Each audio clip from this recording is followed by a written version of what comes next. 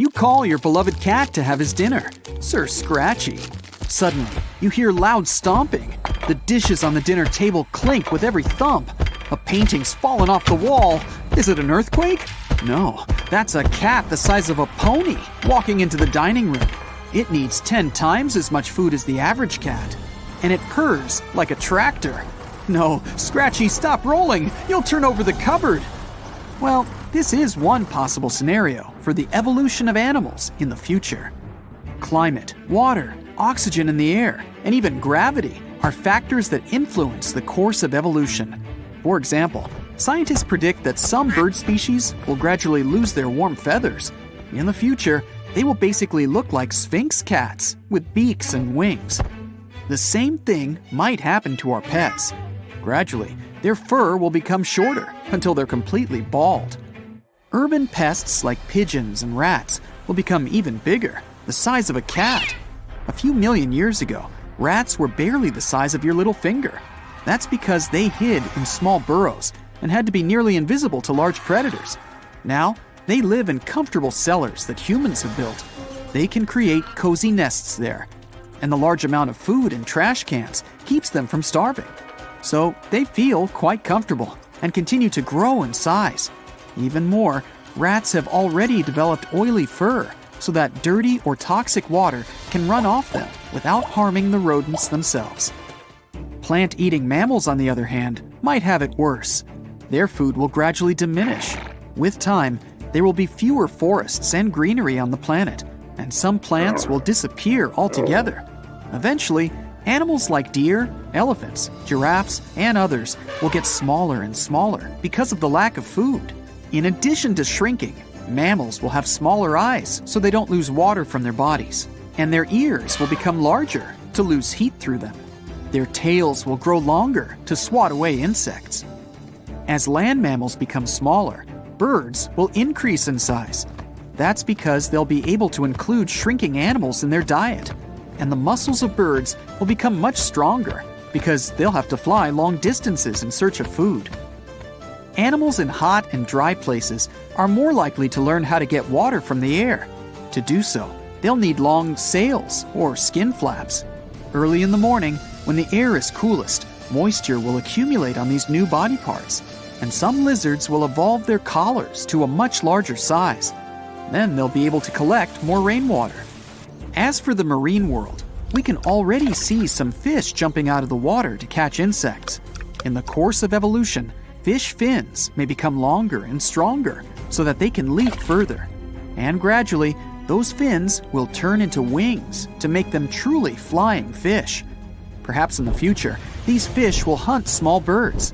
To do that, they'll learn to hold their breath for longer and fly much higher. But the big fish and marine mammals will have a hard time.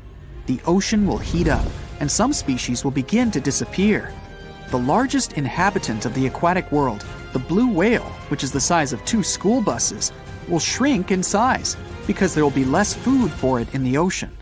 But the population of lizards and reptiles will thrive. They're good at absorbing heat. And with climate change, there will be more insects on our planet, which means more food for lizards. They'll start to increase in size. But now, they'll have to defend themselves against big birds. Their legs will become longer and stronger, so they'll be able to run a lot faster and not get eaten by a bird. And the insects? Well, they'll just explode. Insects will probably live in huge swarms and fly around looking for food. And they'll be angry and hungry because their usual source of food, mammals, will have either ceased to exist or shrunk in size. Humans will change too. Scientists predict that between 1,000 and 1 million years from now, we will completely lose our hair. Our limbs will become thinner and longer, and will be about 7 feet tall. Our feet will most likely lose their toes because they're no longer needed to keep our balance. Our head and brain will become more like a balloon, and our lifespan will be more than 100 years. Because humans are at the top of the food chain and don't take part in natural selection, we'll gradually become similar to each other. In tens of millions of years, all humans will probably look the same. Plus, we're developing genetic engineering technology. Luminous rabbits, incredibly sized cows, web-weaving goats, super muscular pigs, and more. But we're more interested in how animals will evolve on their own. So, fast forward ahead in time. Humans have long lived on other planets and in other galaxies. Earth has long since become home to animals and plants. The only traces of humans here are giant cities made of metal and concrete that are buried deep underground. And up there, incredible creatures like the Necropteryx live. It's something between an ostrich and a vulture, the size of an adult human. Its long and powerful beak is its main tool for protection against predators and for eating. Their strong legs with long claws make them excellent runners. This creature can walk dozens of miles in a day. Necropteryx needs warm fur or feathers. Without humans and the greenhouse effect, the temperature on Earth has dropped. But with a warm jacket, they'll be able to survive even a new ice age. And like ostriches, they reproduce by laying eggs. This is a parashrew. It's like a common shrew, a couple of inches long. But it has an unusual feature, a parachute on its tail. While little, they live in their parents' nests, but when they leave them, they launch themselves into the air and then open a parachute made of thin fur. The warm currents of air rise up and carry them. They can spend up to 24 hours in the air. Then, they'll nest elsewhere, and their babies will leave their home the same way. The waka. Waka waka. This animal looks like a striped giraffe with only 2 legs. It'll be one of the fastest creatures on our planet. No predator can beat it in a race. Plus, their eyes are perched high on their head, and with its long neck, the waka can see a threat even when sitting in tall grass. Terabytes are descendants of termites that will appear on Earth in 200 million years. If they see a threat, they'll spew a stream of chemicals, something like acid, from their huge head. Even the biggest predators will be afraid to approach them. Reed stilts are about 3.5 feet tall and weigh almost as much as an adult human. Thanks to its striped coloring, a reed stilt is almost invisible in the reeds. It walks on its thin legs through marshy terrain and feeds on small fish. Its long neck and sharp teeth allow it to dash into the water, almost cobra-like. It catches fish and swallows them almost whole. But all of these predictions are very speculative. There are billions of factors that influence the course of evolution. The course of evolution could go the other way at any time. For example, an asteroid hits the Earth, causing a mass extinction and changing our planet's climate. A small percentage of surviving organisms begin to adapt to the new conditions. In a few million years, we'll have animals that none of us could have even imagined. Squirrels' teeth never stop growing, but the animals wear them down by gnawing on nuts and other hard foods.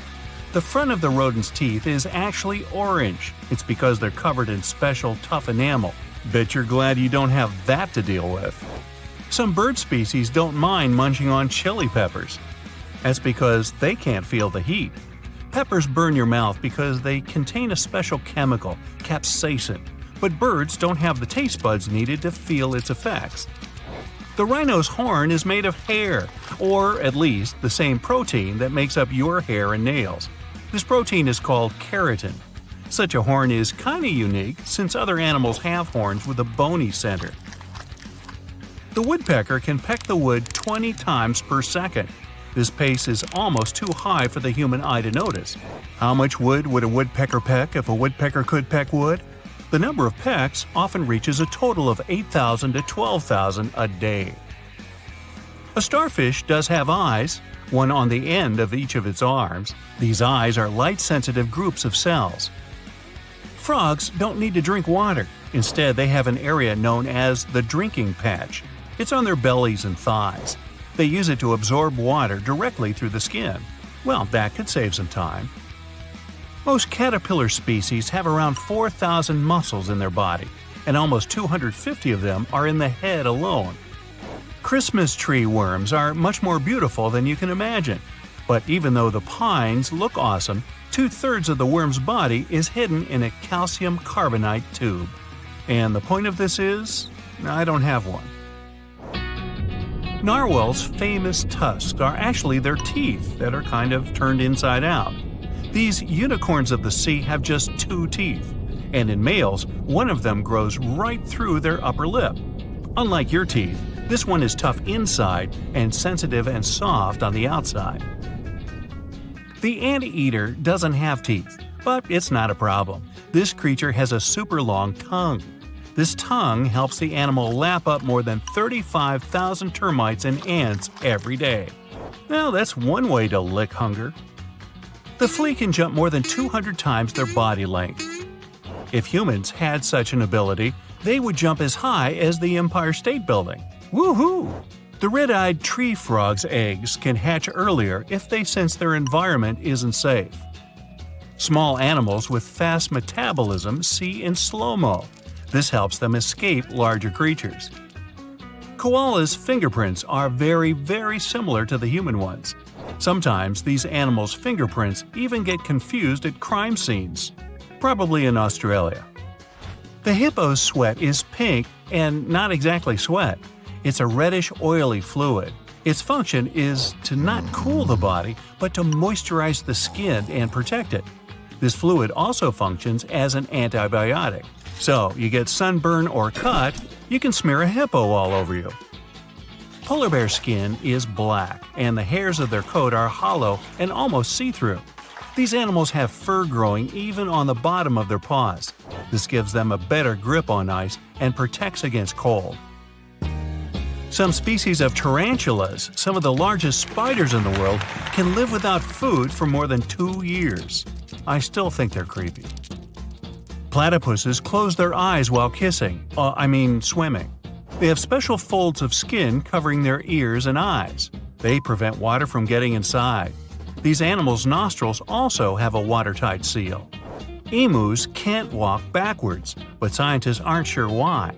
These flightless birds are the only ones that have calf muscles. Emus can sprint really fast. They can also travel long distances, but they can't back up. Crocodiles can't move their tongue because it's attached to the mouth roof. It keeps the throat closed and protects the animal's airway. Water snakes, dolphins, whales, alligators, crocodiles, and turtles can drown. It'll happen if they stay underwater for too long. These animals can't breathe in the water. They can just hold their breath for a very long time. Only one species of birds can fly backwards. That's hummingbirds. Hey, go talk to the emu. These tiny birds can also beat their wings up to 80 times per second. Despite what elephant shrews look like, these small animals are more closely related to elephants than shrews. Maybe that's why they have their trademark trunk-like noses. Elephant shrews use them to munch on insects. True enough. Cats, as well as other felines, can't taste sweet things. They don't have the taste buds needed for that. Too bad, more for me. Flamingos can only eat with their heads upside down. That's why their lower bill is massive and their upper bill isn't fixed. Such an arrangement is perfect for upside-down feeding. But it's the opposite of what other birds have. It's not easy being pink. Tiger skin is as striped as their fur. That's all I have to say about that. When toucans sleep, they curl into pretty tight balls. These birds can turn their head so that their tail covers their head and the beak rests on the back. So yeah, they have a ball. The ostrich has some of the largest eyes in the animal kingdom. They're more massive than a bird's brain. Each eye is as big as a billiard ball. All clownfish get born male, but in some circumstances they can turn into females. This change is irreversible. Unlike most fish, when seahorses mate, they do it for life. Even cuter, when the mates travel, they move side by side and often hold on to each other's tails. The male usually gets stuck schlepping the luggage. Termites never sleep. They don't need to recharge their batteries. But they can eat 24 hours a day, 7 days a week, on your house. The sloth needs up to 2 weeks to digest its food. Hey, take your time, no hurry, nothing on the schedule. Dogs' nose prints can be used for their identification. They are similar to human fingerprints and unique for each animal. Owls don't have eyeballs. Instead, they have eye tubes that don't move in the eye sockets. Penguins don't have external ears, but their hearing is especially sharp. especially when they're on the lookout for polar bears. Shh, let's not tell them. Jellyfish are up to 98% water. That's why when they get washed ashore, their bodies can evaporate into the air after just a few hours. If a traffic jam happens underwater, an alligator will always give way to a manatee. Nice manners. Grizzly bears have such a strong bite that they can crush a bowling ball. So it's smart just to let them win. Giant pandas aren't picky about their sleeping spots. They usually fall asleep wherever they are, in most cases right on the forest floor. The giant panda's newborn cubs are tiny. They weigh like a small cup of coffee and are smaller than a mouse. The red handfish can walk along the ocean floor with the help of its hands. But of course, they are not hands, but evolved fins. Really. Cats don't usually meow at each other. A study has shown the felines use this way of communication mostly to get attention from us humans. And it works. Sloths can't shiver. It's not that they're too busy digesting that 2-week-old meal. Their fur is sometimes covered with algae, and when they get too hot or too cold, their metabolism shuts down. During the hard times, immortal jellyfish transform themselves back into their younger state. Once they reach the stage when they're nothing but a blob of tissue, like me, these creatures start to grow again, and this process can apparently repeat again and again. The closest living relatives of the T-Rex are chickens and ostriches. Don't turn your back. The moray eel has another set of jaws that can extend from his throat. First, the main jaws close around an unlucky sea creature. Then the additional set grabs the eel's future meal with backward-pointing razor-sharp teeth. And after that, the captured animal gets dragged back into the eel's throat. I just lost my appetite. Some species of snails have hairy shells. Thanks to these hairs, snails can better stick to wet surfaces. When humpback whales hunt, they often gather in a group and apply a bubble net tactic to catch their food. The bubbles don't let the schools of fish get away. Snow leopards can't roar like other large felines. It has to do with their less developed vocal cords. But these animals can meow, growl, hiss, and even purr. Not to drift away from their group while napping, sea otters hold hands. They can also entangle themselves in giant seaweed for the same purpose. Hey, it kelps. Lions are often called the king of the prairie. I thought it was the king of the jungle. And still, up to 90% of all the hunting in the pride is done by the females. The males are in charge of protecting the territory and the pride members. And they make the delicious potato salad known as Hakuna Matata. Cats are famous for their uncanny ability to move their ears, all because kitties have 32 muscles in each outer ear. Some shark species can glow in the dark. Unfortunately, only other sharks can see this greenish glimmer. You have up to 8,000 taste buds, but your pooch has just a bit over 1,500. The blue jay can imitate other birds. Its favorite is a hawk's call. The blue jay uses it to scare away other birds from its territory. Slow lories are insanely cute and just as treacherous. They're the only known venomous primates.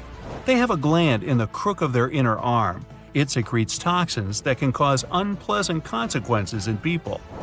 The hartebeest has an amazing evasion tactic. To run away from other animals, they move in a zigzag pattern. Bottlenose dolphins have names for one another. Those are specific whistles. Hey Bob, hey Charlie, hey Dolly, hey boys, and thanks for all the fish. Giraffes have long, and I mean it, black tongues. Scientists suppose this color might protect the tongue from getting sunburned. Well, that's all I got. See ya. So every evening, right before you're about to switch off the television and go to bed, your pooch enters the living room. It sprawls out on the floor and seems to be watching TV. In 2012, in the UK, a company producing dog food created an unusual commercial. It was made to attract dogs' attention. The ad used special high-frequency sounds. They were inaudible to the human ear, but dogs could hear them very well. The idea was simple. A pooch gets so entranced by the commercial that owners can't but notice it, and the next dog food they buy is the advertised product. In theory, the idea sounded promising. In reality, most dogs showed no reaction whatsoever, meaning ads can't probably manipulate pets as well as they influence people. But even though this experiment was a failure, dogs still do find watching TV interesting. You may have noticed your fluffy companion react to animals, moving objects, and other images appearing on the screen. It's almost as if they see the same things you do. If we talk about colors, TV and reality don't look different to dogs. They see the world in shades of yellow and blue, and can't pick out green and red hues. Plus, canine vision is somewhat blurred. Dogs process what's happening on the screen in a different way than you do. When you watch something, your brain needs 16 to 20 video frames per second to detect movement. For your pooch, this number must be more than 70 frames per second. Let's say your pet is seated in front of an old TV. In this case, what the animal sees looks like a flip book. If it's a modern television, your pup is likely to be much more interested, because modern TV sets have a faster video frame rate. As for the content itself, dogs react to the same stuff that would attract their attention in real life. It can be squeaking toys, commands, and other dogs barking, growling, yipping, and whatnot. If the TV screen isn't showing anything related to dogs, though, your pet will probably remain completely uninterested. In a 2017 experiment, dogs were offered to watch different activities happening on 3 screens. The animals didn't show any preferences for one screen over the others. In fact, they didn't look even a tiny bit curious or eager to spend some time in front of any of the TVs. It might be because dogs have a super short TV attention span. Usually, they only look at the screen for a couple of seconds at a time. On the other hand, hunting dogs, which are innately interested in moving objects, can get more captivated, while those canines that mostly rely on smell will get bored in no time. Other pets, like cats or parrots, also seem to enjoy an occasional TV show or two. Many parrot owners are sure their birds love watching TV. They get excited when a particular commercial is on. They can even start flapping their wings, dancing, or whistling. But what do they see on the screen? A parrot's vision is different from yours in several ways. For one thing, its eyes are on the sides of the head, not facing forward. It helps the bird to see a larger area and protect itself from enemies. But even though parrots have a broader vision, they can't perceive depth well enough. It means that images on a widescreen TV look much flatter to them than they do to you. When you're watching TV, you see one constant image. But for parrots, the screen is constantly flickering at a fast speed. And the coolest thing? These birds can see ultraviolet light, but the human eye can't detect it. And how about cats? These animals are natural hunters. That's why they most often react to the images of rodents and birds. In one study, more than 100 cats watched TV for 3 hours a day. The felines were split into 5 focus groups. Each group had its own program to view, which ranged from the footage of people and animals moving to a blank screen. The average time the cats spent watching TV was a bit more than 6%. The most popular were the shows about animals. If your cat likes staring at the screen from time to time, try not to let it alone in front of the TV. The chances are your pet's hunting instincts will take over. And when it pounces to catch a bird flying on the screen, your television will end up on the floor. All in all, it might not be bad that our pets have such limited screen time. But this whole TV watching situation makes me think, how do different creatures see the world around them? Fish's eyes are not that different from ours, but they're covered with a protective film. Otherwise, fish wouldn't be able to see clearly underwater. Like in the human eye, there are rods for black and white vision and cones for color vision in the fish's eyes. Some fish species, like tank-dwelling goldfish, can also see ultraviolet. Fish's eyes are also designed in such a way that everything located nearby looks bigger than it really is. Snakes have rather poor vision. That's why they have to stick out their tongues to get an idea of what's going on around them. On the bright side, snakes can spot thermal radiation amazingly well. All living creatures emit this kind of radiation. At night, this natural ability is 10 times more effective than any modern night vision device. But during the day, snakes can only react to movement. Rats and mice don't have perfect vision either. It's quite blurry, with bad depth perception. These rodents perceive colors a bit like people with red-green color blindness. Everything looks bluish, and the colors they do see are kind of faded. Also, rats and mice are likely to connect smells with what they see at the moment. They mostly perceive the world with the help of their whiskers through touch. Move over. Cows can see the world in much less vibrant colors than most people. Only a few hues look bright, the rest are faded. These animals also don't see things clearly enough. It's because they can't focus their eyes as fast as people do. Plus, cows need more time to process visual information. They have poor depth perception because of their limited vertical vision. It's 60 degrees versus 140 degrees in humans. You might have noticed cows stop before walking across shadows. That's because they can't tell whether it's a shadow or a ditch or a hole in the ground.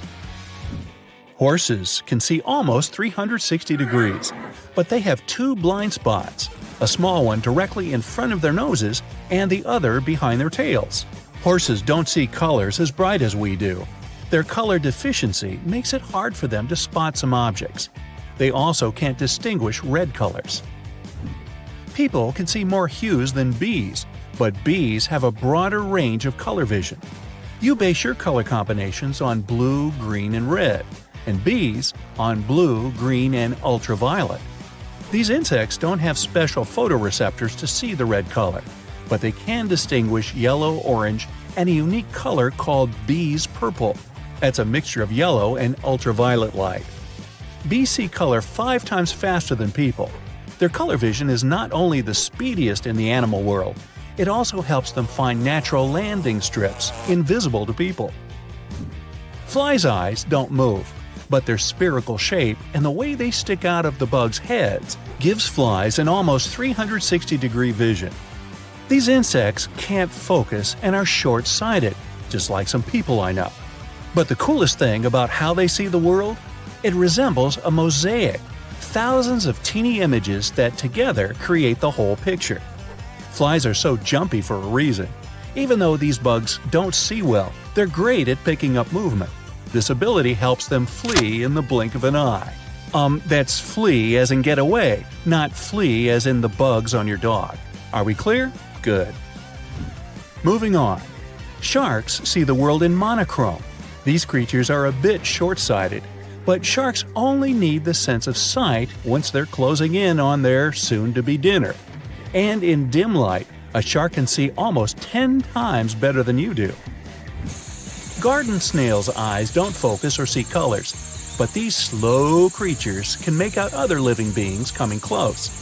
Snails also know how to navigate toward dark, safe places, all thanks to their ability to analyze the difference in light intensity. Adult giant clams don't move. They attach themselves to a rock or coral and watch the world through hundreds of tiny pinhole eyes. Those are situated along the edges of their soft bodies.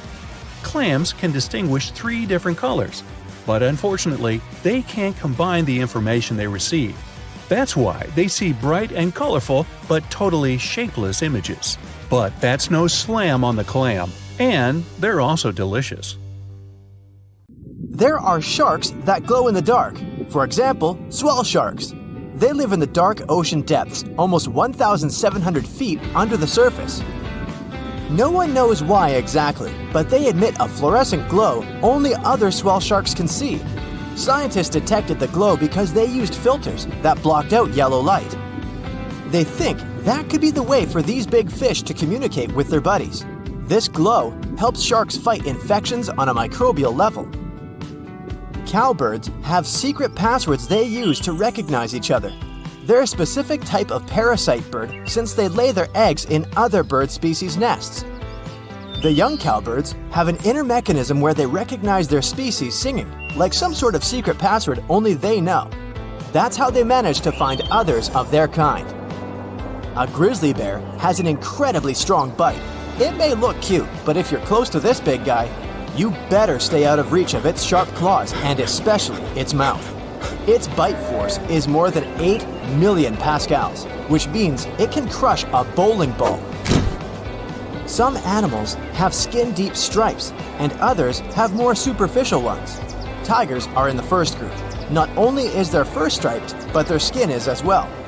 It's the same with some other furry big cats, like snow leopards. Giraffes and zebras are in the second group, since they have patterns only on their coats. Speaking of zebras, do you think they're black with white stripes or white with black stripes? At first, it really looks like the second option is correct. Their black stripes mostly end towards the inside of their legs and on their bellies, and the rest of it is white. But that's not true. Surprisingly, they're black with white stripes. All of their fur, both white and black, grows from follicles that have something called melanocyte cells. All animals have these cells. They produce a pigment called melanin, and it gives color to their hair and skin. When it comes to zebras, chemical messengers tell which melanocytes send pigment to which area of fur. That's why zebras have a black and white pattern. But white is not actually its own pigment. It's an absence of melanin. So, black is their default color. Koalas have fingerprints that are so close to ours that they could even taint crime scenes. It doesn't seem like they have a lot in common with humans, but take a closer look at their hands. They have distinctive loops and arches. So if any koalas want to do something illegal, it would be a good idea for them to wear gloves. Ghost crabs growl when they're around creatures they don't like or find threatening. They do it using teeth in their stomachs. First, they'll let you know they'll defend themselves if you try anything by showing you their claws. If that doesn't work, they'll go for fearsome growling noises like dogs. But the noise is coming from rubbing their 3 elongated hard teeth inside their stomach. Ghost crabs produce the same noise when they're grinding up food. Speaking of teeth, did you know narwhal tusks are actually some sort of an inside-out tooth? Unlike the majority of other whales, narwhals are the ones that come with a large tusk, or tooth that grows from the inside of their jaw. It has up to 10 million nerve endings, and they're unprotected, which means its tusk is very sensitive to any type of contact. It's almost like a piece of skin, because tusks usually don't have many nerve endings. Up to 95% of humans are right-handed, and it's the same with bottlenose dolphins. There are even more right-handed ones among them than among humans. During one study, scientists found that bottlenose dolphins turn to their left side over 99% of the time, which means they're right-handed. They place their right side and right eye closer to the ocean floor as they go for prey, such as squids, shrimps, or smaller fish. More cool facts from the ocean. Did you know humpback whales use bubbles when they go after their prey? You might think they don't need any special method considering how large they are. But when they're lurking for prey in the open waters, these whales team up and use something called a bubble net technique. While swimming in an upward spiral, they blow bubbles underwater. These bubbles make it difficult for fish to escape. The oldest evidence we have of domesticated cats dates up to 12,000 years ago. Researchers discovered this almost 20 years ago when they were digging through an ancient village in Cyprus. They found cat bones right next to human ones, which suggested they were close even when their lives came to an end. Humans were hunters, so they domesticated dogs first, somewhere up to 29,000 years ago. Dogs helped them catch other animals, but they didn't think they needed cats until they started to settle down and store surplus crops. Mice became frequent guests in grain stores, so cats came in handy in those times.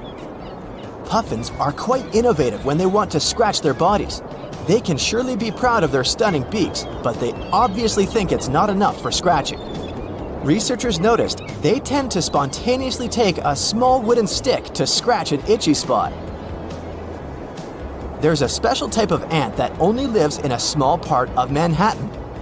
The Broadway medians at the 63rd and 76th Street is the area these crawling critters decided was the best spot for them. The Manhattan looks like it's from Europe, but no European species can actually match it. Hey Potterheads, can you believe there's a thing like chocolate frog? Well, not quite, but it looks like it. New Guinea and Australia weren't always separated. They spent millions of years together until about 12,000 years ago, rising sea levels divided them. Since they were together for so long, some animals and plants still inhabit both areas, including green tree frogs. These frogs have spread really far and wide, and some of them, who live in hot, swampy regions surrounded by plenty of crocodiles, actually look like they're made of chocolate. We all know flamingos for their specific color, but they're not actually pink. They're born gray, and that's how they would stay if it weren't for their diet of blue-green algae and shrimp. These foods have a specific natural dye, which is why flamingo feathers turn pink over time. These little Tasmanian devils grow up and leave their moms. They socialize together, forming bonds that last for the rest of their lives. Not only them, cows also have stronger social ties than we think. They like to socialize, and they make long-lasting friendships. One research even discovered their heart rates significantly increase as a sign of stress when they're separated from their BFFs. Imagine you could simply freeze yourself solid during the cold winter days instead of listening to your teeth chatter and trying to tighten your jacket. That's what frogs can do. Aquatic frogs mostly hibernate underwater and spend most of the winter at the bottom of a pond, lake, or some other body of water. Toads and frogs are generally cold-blooded, which means the temperature of their body takes on the temperature of their surroundings. So, frogs can freeze during the winter because of a high concentration of sugar or glucose in their vital organs. Once they unfreeze, they continue as if nothing happened. Octopuses have 3 hearts and blue blood.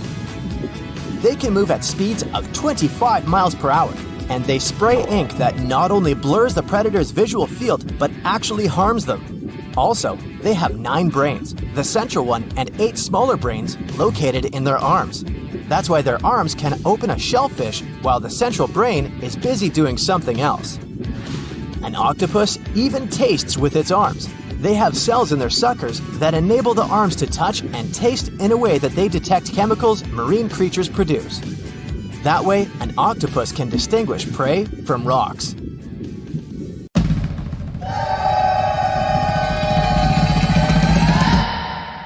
The liger is probably the most popular hybrid animal and an incredibly large cat. You won't see them in the wild. People most deliberately breed them. Lions and tigers don't even inhabit the same areas. So, a liger is a mix of a male lion and a female tiger, and they can grow to be very big in a pretty short period of time. They're actually the biggest cats in the world. Hercules, the largest recorded liger, is a real example of that. 922 pounds and 10.8 feet long. Imagine taking him for a walk. Ligers are mostly way bigger than either of their parents. In most cases, they behave and look more like lions than tigers. But they have some tiger traits too. For example, striped backs, and they're crazy about swimming. The taigen. Nobody could fault you for thinking the taigen and liger are basically the same animal. I mean, they're both a combination of tigers and lions. But a taigen comes from a crossbreeding of a male tiger and a female lion. They're usually smaller than their parents, and definitely much smaller than their giant, could you call them siblings? In most cases, they inherit charming looks from their tiger fathers, but they get some interesting traits from their mother's side too. For example, love for socialization and the ability to roar. Hands down, one of the rarest hybrid animals in the world are wolfins. These fellas are a mashup of a female bottlenose dolphin and a male false killer whale. Its name might make you think differently, but a false killer whale belongs to the dolphin family. They're not even related to killer whales. Wolfins are such an interesting 50-50 mix and balance of their parents. They have dark gray skin, the perfect blend of a black false killer whale and light gray dolphin skin. Dolphins have anywhere between 80 and 100 teeth. False killer whales have 44, and their hybrid young is halfway. with 66 teeth in total. What would it look like if algae and a slug paired? No need to imagine. You have a green sea slug to check the result. It lives in salt marshes in Canada and New England. And it's possibly the weirdest hybrid creature you'll see in this video, and in general. Part plant, part animal. So, some slugs seem to have been very sneaky while stealing the genes from innocent algae that they have eaten to enable them to look like this. Since they're partially a plant, they can produce the plant pigment called chlorophyll. That means these unusual slugs can even photosynthesize. That's the process plants use to turn sunlight into energy. So they produce their own molecules that contain energy without having to eat anything at all.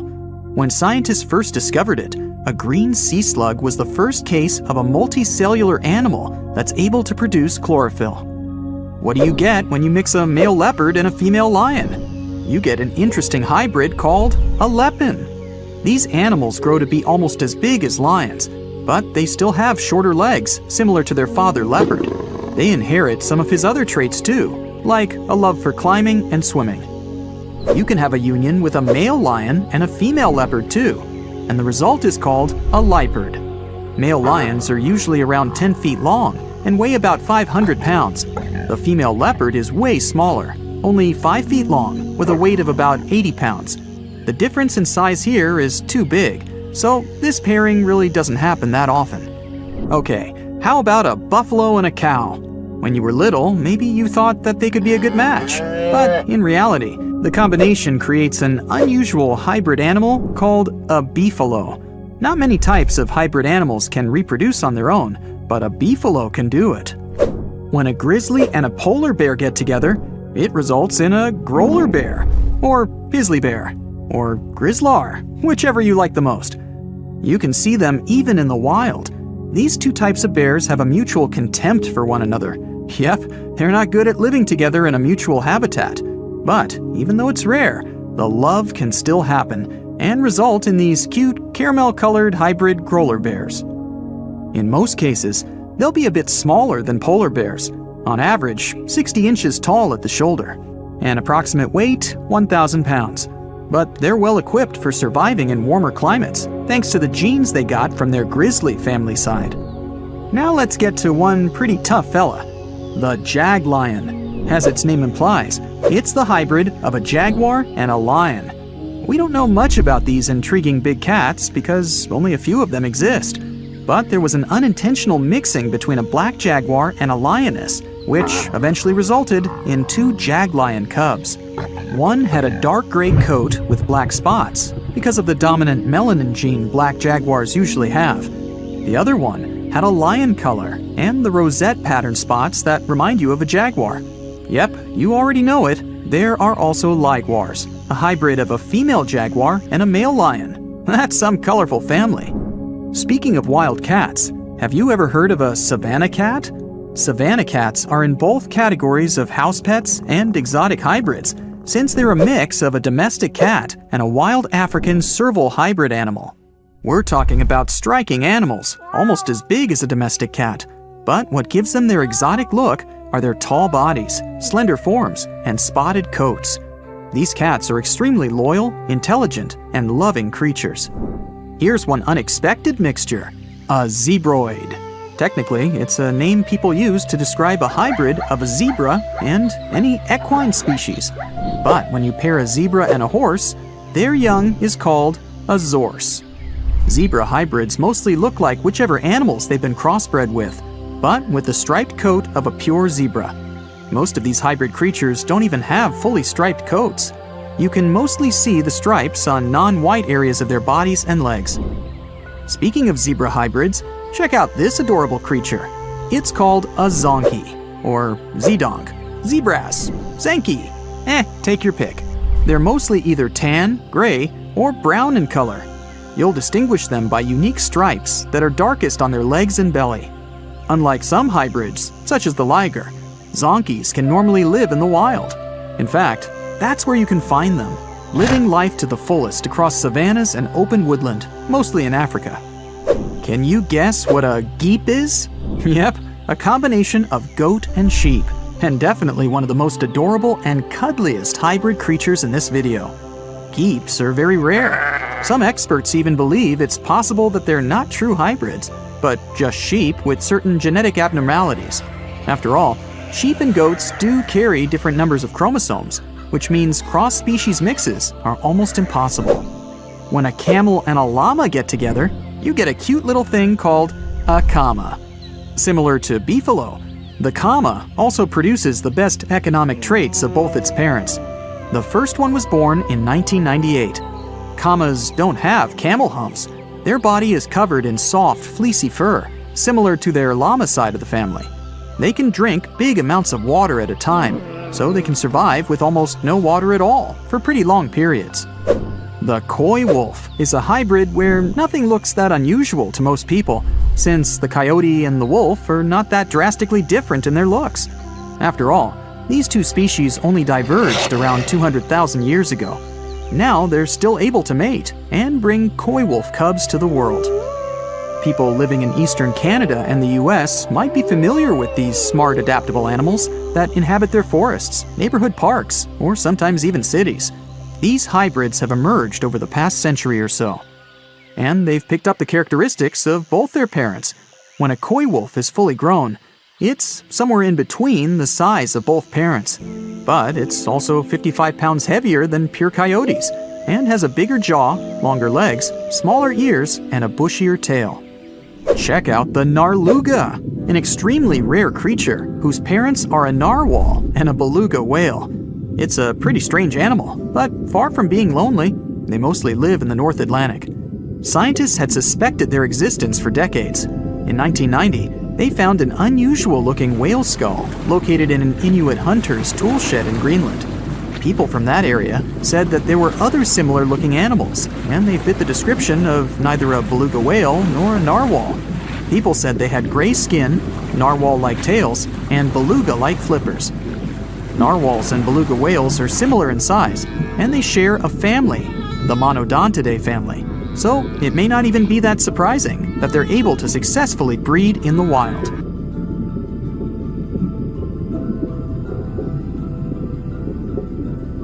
So, it's a hot summer day, you're outdoors enjoying the weather. You want to lie on the cool grass somewhere in the shade just to relax, but ew, looks like someone spat there. But it's actually a spittlebug's house. These guys sip a lot of watery sap from the plants, and when they process it, it forms a lot of bubbles, not less than 150 times their body mass daily. All these bubbles form a cocoon where young insects can grow safely. No bird or animal wants to eat this cocoon because it tastes bitter, as if you licked a Nintendo cartridge. Not so fast, cheetah. Apparently, Dracula ant is the world's fastest animal, and the vampires in the ant world. They'd definitely win any burger-eating contest, since they're able to snap their jaws 5,000 times faster than your eye can blink. To understand how fast the Dracula ant is, you gotta make a video of his jaws chomping at 480,000 frames per second. At this speed, you'll see the ant slowly moving its mandibles. They don't run, but their mouths are rapid, and they move those jaws so fast, they even bend while snapping together. Now, people can do that too, snapping our fingers so that they bend. The darkest animal out there is the Yosemite chicken.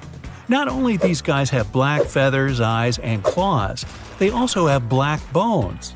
The color is bluish-black, and it is deep.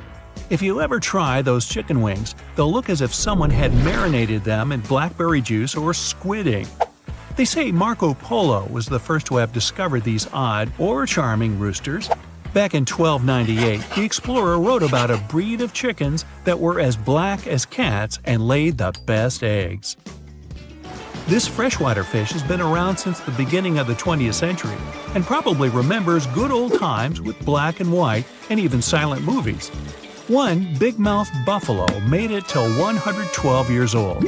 Still, the world's oldest creatures live in the sea. There are deep-sea sponges that are 11,000 years old, and they're safe and sound. This fish has incredible gills, which lets it hold its breath for over 4 minutes. Meet the coffin fish, a weird-looking but tough animal. They're also famous as sea toads. They actually look much more like toads, not classic fish with fins and scales. They can also inflate because of the seawater they gulp, so they expand just like a balloon. In fact, this super ability lets this fish hold its breath for several minutes because they actually get the oxygen from the water they keep inside. But the absolute champion is the human. The world's champion can survive holding the breath for over 20 minutes. There are some animals that make their own clothes. Sponge crabs make a sort of hat from sponges to protect them from underwater bad guys. To figure out how the crabs decided on their outfit, researchers gave them some foam sponges that were different in sizes. The bigger the crab is, the bigger the sponge it chooses. They use various techniques to get this perfect shape, starting from cutting out a small hole for the head, and then they see if the size fits them. If they're good to go, they continue to cut and dig into that sponge until it becomes a perfect hat. Recently, researchers have spotted a moth that would drink birds' tears while they sleep. So far, there were only 3 registered cases of animals feeding on other animals' tears. These were some Amazon butterflies, solitary bees, and moths. Their regular diet mostly includes nectar, but it does lack essential salts that aren't that easy to find elsewhere. Not only do they drink birds' tears, they also drink turtles' tears, crocodiles' tears, and those of many mammals found in the Amazon jungle. Really? Crocodile tears? Some sea dwellers can emit red light. For example, the stoplight loosejaw fish uses it to catch dinner. Shrimps don't see the red light, so the loosejaw fish can spot any red shrimp emitting pulses of red light and catches it without scaring the dinner away. Mammals can glow too. A flying squirrel glows under UV light, emitting pink light. It happens because they're able to absorb light and emit it back in another wavelength. The platypus may not have the largest cheek pouches, but they're definitely the weirdest. They keep gravel inside those pouches to help mash the food they normally eat – worms, shellfish, snails. These guys are toothless, so gravel comes in handy when it comes to chewing the food. It works just like a blender. Ooh, makes you wonder what they use for the mouthwash, huh? Now, if humans had the same incredible cheeks just like chipmunks have, we'd be able to transport our groceries right in our mouths. In fact, chipmunks can transport something as large as themselves in their oversized mouth luggage sections. Hamsters have the same superpower too, and can even carry their young in the mouth in case of the need to run away. A baby carrot, which seems tiny for a human but significantly large for a hamster, can disappear without a trace in between those huge cheeks. The Mariana snailfish, which logically lives in the Mariana Trench, is relatively small. It's as large as 2 medium candy bars. Despite the size, they can easily withstand the pressure that equals 1,600 elephants standing on it. This fish has a unique body structure. For example, it has some gaps in the skull. If their skull was uniform and had no holes, it would never withstand the pressure in the depths of the Mariana Trench. Plus, their cartilage skeleton is soft and flexible. They also have no actual eyes, but they really don't need them since they live in complete darkness in the world's deepest trench. Hey, meet the Pinocchio frog. Not hard to guess, their nose can grow in size in the blink of an eye in various situations. Whenever they feel danger coming, it gets larger. When these frogs are calm and feel safe, it goes back to normal. It may also elongate when they want to attract mates, and probably when they croak a lot. Haha, just kidding. Do you enjoy it when it rains? You probably grab a cup of hot chocolate, cover yourself up with a blanket, and sit on the windowsill, looking at the drops dripping down the window.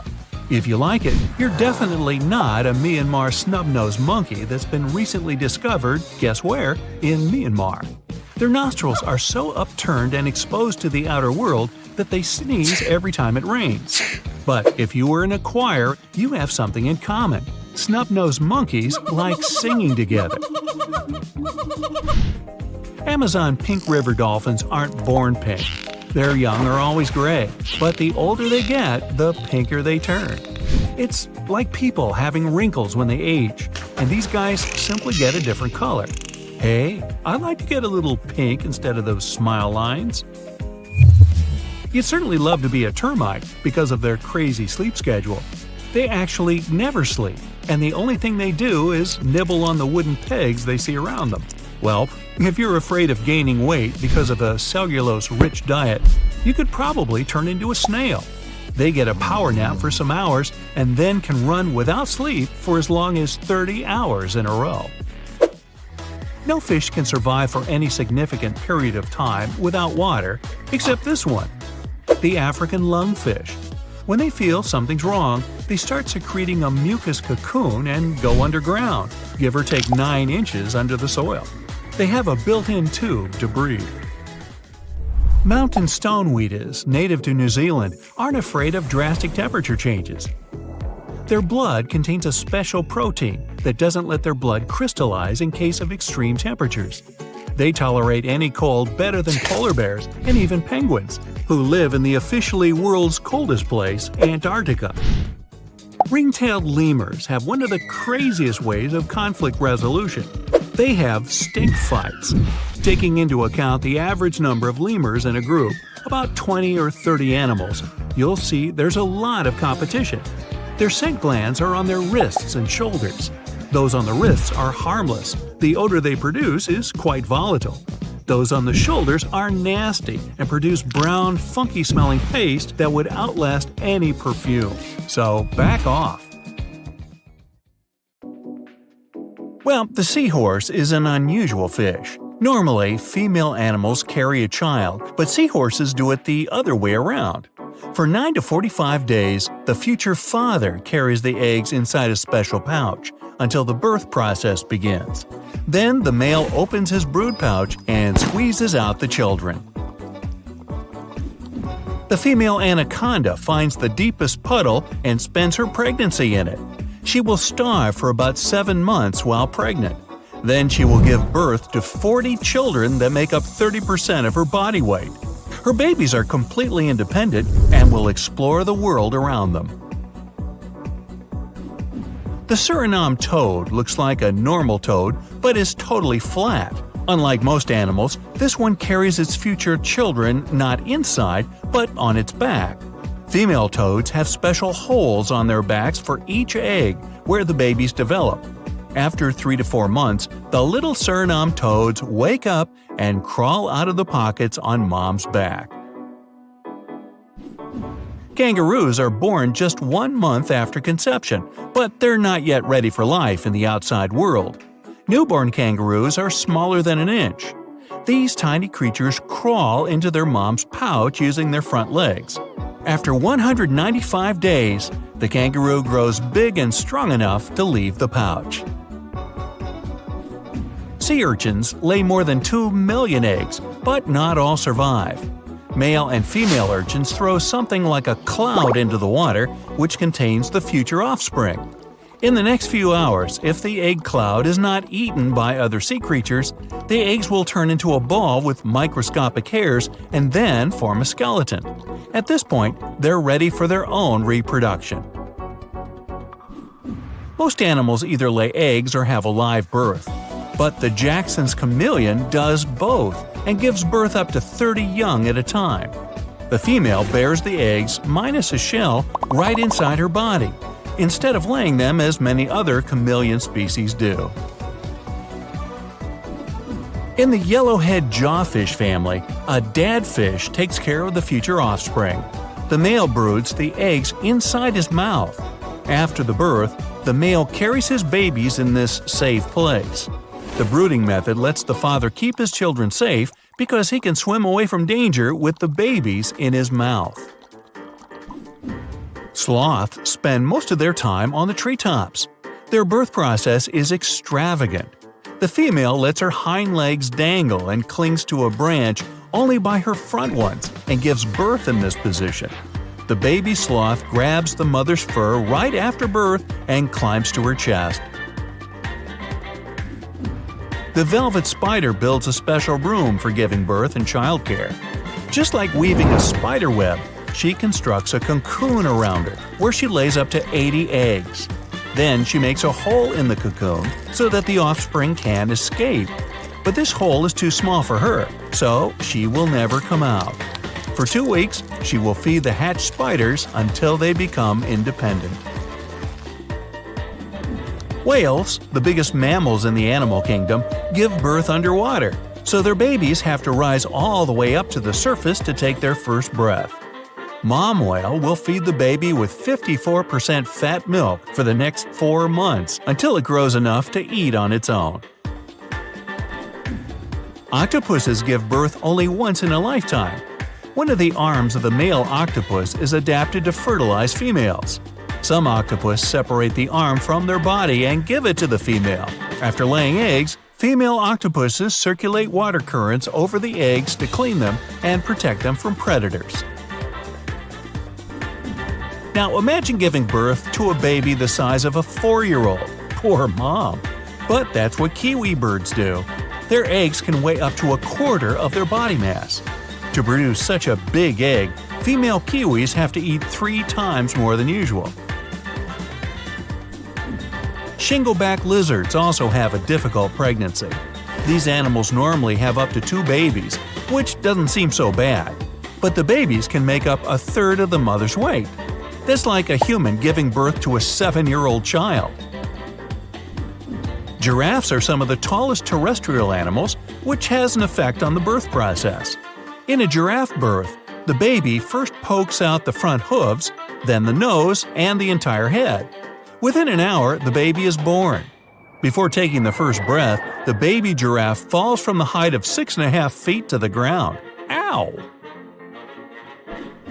Hammerhead sharks can give birth without mating with another shark. Basically, they're just making copies of themselves.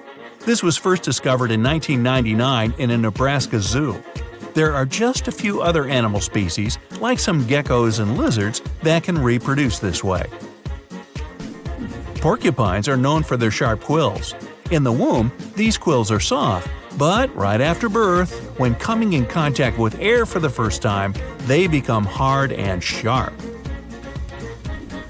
Naked mole rats are incredibly reproductive. They live in colonies and have a queen, who is the only female to give birth. First-time moms can have up to 15 babies, but every litter after, the number of babies grows. At her peak, a mole rat queen can have up to 33 babies, which is the largest litter size of any mammal on Earth. Hippopotamus pregnancies last about 8 months, despite the animal's big size. When ready to give birth, hippo moms leave the herd for 2 weeks to establish a strong connection with their babies.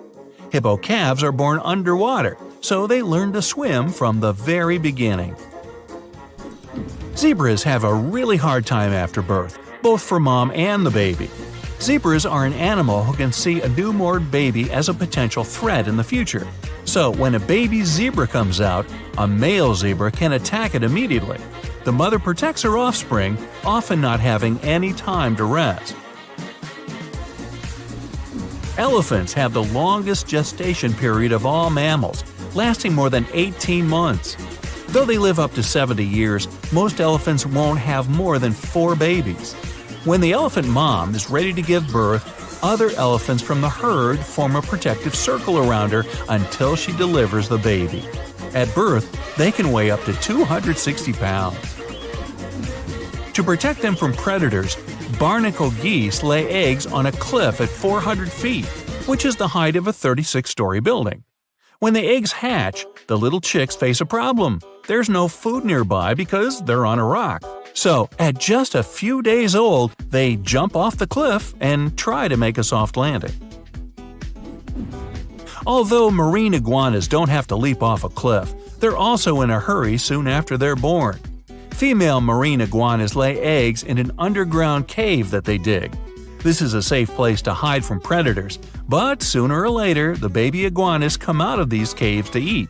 And this is the moment when snakes start to hunt them. The fastest and strongest iguanas survive to enjoy the food. A sandwich before bedtime will lower the quality of your sleep. Any late-night meal increases metabolism and body temperature. It activates the activity of the brain. An active brain at night leads to a lot of nightmares. Technically, it's possible to say that there's still a lot of dinos on our planet.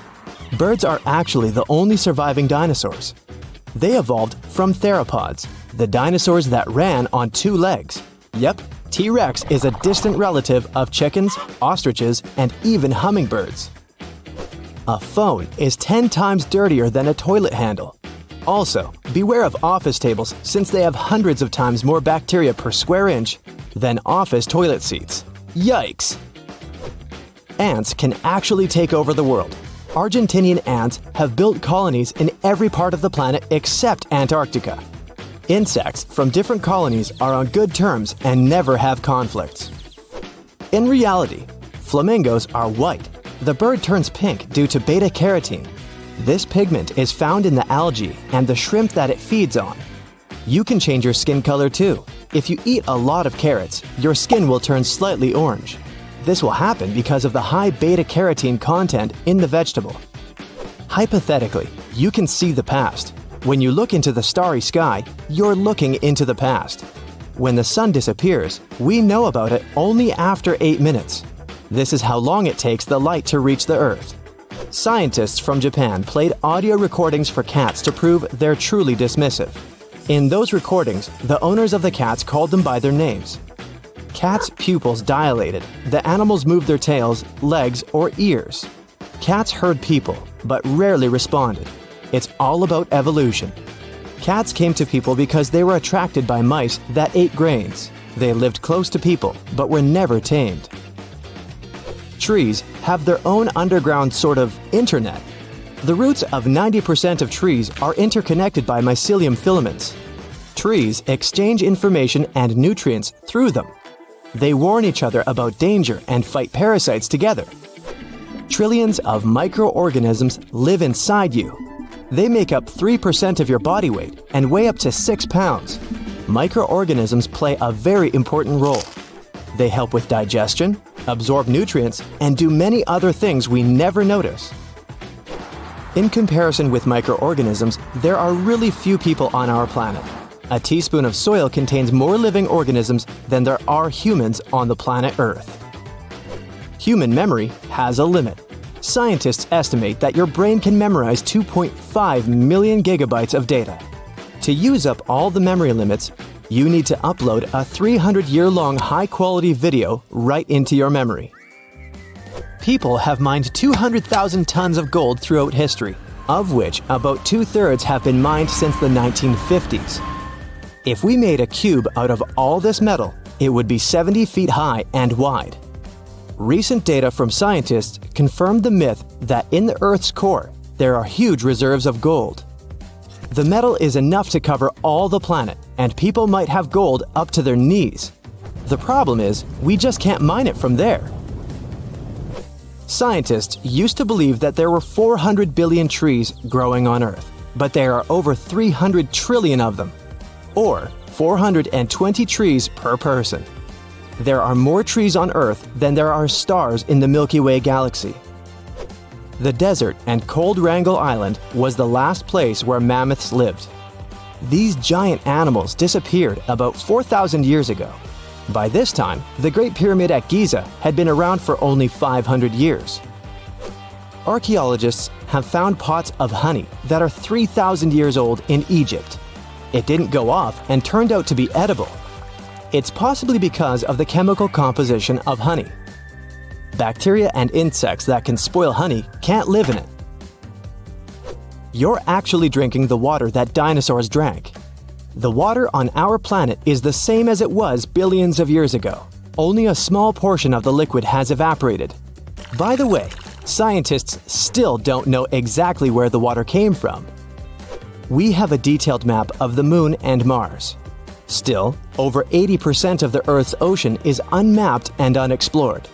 We can't study the oceans properly because of pressure, cold, and lack of light underneath billions of tons of water. The myth that you can't put hot food in the fridge is not true. There's only one rule to follow. Food should be divided into small portions and placed into separate containers, preferably shallow for quicker cooling in the refrigerator. This way, you'll preserve both your food and your fridge. On Earth, there are biologically immortal creatures. It's a transparent jellyfish called Turritopsis dohrnii. When it reaches maturity, it sinks to the bottom and turns into a polyp. From a polyp, the creature again turns into a jellyfish. The number of rebirths is unlimited. You can actually break a glass with your voice, but it's quite hard. The volume of your scream must be at least 105 decibels, and it must last about 2 to 3 seconds. The jackhammer works at a volume of 90 decibels. Sailors from all over the world talked about the giant squid they met on their voyages. For many years, scientists considered monsters with long tentacles to be a myth. But in 2004, the first photo of a squid was taken. They actually exist. Scientists have registered an animal that has grown to 43 feet. Your nose and ears get bigger every year. This isn't due to an increase in size, but due to gravity. With age, the cartilage of the nose and ears weaken. Because of this, they sag and appear larger. The Kepler Space Telescope expedition confirmed that Earth isn't unique. Most likely, our world isn't the only place in the universe where there's life. The device size of a minibus flew through space for 9 years. During this time, it confirmed the existence of 300 million planets that are potentially habitable. They have a solid surface, liquid water, and nearby stars that look like our sun. All plants, fungi, animals, and humans evolved from a single microbe. Scientists call it LUCA, last universal common ancestor. The microbe was discovered by comparing the genes of living beings and their descendants. LUCA lived 4.5 billion years ago. It lived in the craters of deep-sea volcanoes, among hot lava and water. Recent research by scientists has shown that Neanderthals could hibernate like bears. This is confirmed by the bones of ancient people from the Spanish cave Cima de los Huesos. Scientists have found signs of slow metabolism on the bones. It proves that Neanderthals slept for months and did not leave the cave. The myth that closed eyes improve memory is true. When your eyes are closed, you don't need to memorize information, and the environment visually does not distract you. This frees up your brain's energy and makes the memory more efficient. The acidity levels of the human gastric juice and the acid from the car battery are almost identical. Plastic and even metal will dissolve in your stomach. If we drop a metal plate the size of a penny into gastric juice, there will only be about 63% remaining of it within 24 hours. Mosquitoes actually bite some people more than others. The most delicious humans are those with type O blood. Also, these insects have really good eyesight. They're attracted by green, black, and red colors. So, check the color of your clothes before you go camping. Each human is 99.9% empty space. Your body, like any other object in the universe, consists of atoms. At the center of atoms, there's a super small nucleus. If you zoom the atom up to the size of a basketball, you won't see the core. If it was possible to get all the empty space out of your body, you'd probably be as tiny as a grain of sand. You can actually put a shark in a trance for 15 minutes. To do this, you need to stroke the nose of the dangerous animal with your hand. This sort of hypnosis is called tonic immobility. That happens thanks to the receptors in the shark's nose. When stroked, the receptors send a lot of signals, and the shark's brain is unable to process them all. Glass is an amorphous substance, and it disobeys many laws of physics. It's solid, but it looks liquid if you look at it under a microscope. In reality, it's neither liquid nor solid. It happens because the heat needed to produce glass changes the way molecules behave. It's like when you iron your clothes, and fibers change because of high temperatures. Don't worry if you notice a sort of a pocket your pooch has on their ear. It actually has a name, Henry's pocket, or more scientifically, cutaneous marginal pouch. It's a fold of skin forming an open pouch, and you can see it on the lower posterior part of a dog's ear. No one knows exactly what it's for. Still, one hypothesis is that it helps detect high-pitched sounds. Looking for something slimy? Well, many people tend to believe that snails are just slugs with shells, but even though they look so similar, they're completely different species. Slugs don't need any protective shells, as all their internal organs are, well, internal, inside their slimy bodies. They can squish themselves and get into hard-to-reach places, which is why slugs can often be found in the most unlikely spaces, like under tree bark, or inside tiny crevices, or at the library pretending to study for exams. Snails, on the other hand, are tightly connected with their shells and can't survive without one. Unlike hermit crabs, which replace their shells as they grow, snails are born with a shell on their back. Baby snails look adorable with those fragile translucent bubbles that calcify and become bigger and tougher with age. Cute? Well, you be the judge. Many of the snail's internal organs are inside the shell too, meaning that if it gets crushed or damaged, well, the animal would probably not survive. Still, a snail can repair small scratches and cracks in the shell with the help of proteins and calcium secreted by its mantle. Now, turtles are very close to snails in this regard, by the way, because contrary to common myth, they can't leave their shell at a whim either. A turtle's shell is an integral part of its body, and despite the reptile being able to hide its head and paws inside to protect itself from predators, its skeleton is fused with the hard shell, and just like any other animal skeleton, it grows with the turtle itself. Now, koalas do only eat eucalyptus leaves, but there are over 600 different kinds of those, and koalas only munch on 30, or just 5% of what's available on the menu. So it has to be a very specific eucalyptus tree to make a good meal for a picky koala. These adorable creatures also have something in common with domestic cats. They sleep for 18 to 20 hours a day. Polar bears aren't at all white. Their skin is black under the fur. They need the white color to disguise themselves while on the hunt. The color black absorbs the sun better than any other, while white fur doesn't stop sunlight. Rays pass right through it. In a sense, a polar bear has transparent fur. There's a myth that dogs and cats see the world in black and white. In reality, they just can't distinguish some colors. Nobody knows how exactly dogs see. Some think they only distinguish two colors. Could be blue and yellow for all we know. But they can see shades of other colors better than people. And cats have wonderful night vision. They need about 7 times less light than a human to see in the dark. Now, giraffes were thought to be mute, but recently it's been found that they make low-frequency sounds at night to communicate with each other. During the day, they don't say a word and warn each other of danger in a very unusual way, by moving their well-developed eyebrows. It's likely that at night it's difficult to see the eyebrows, so they start talking for real. While we're on the topic of giraffes, these animals sleep much more than 30 minutes a day, but probably not as much as you do. Their sleeping pattern is quite typical. After researchers monitored a herd of giraffes, they found out they slept at night and took short naps in the afternoon. In total, each giraffe had around 5 hours of sleep every day.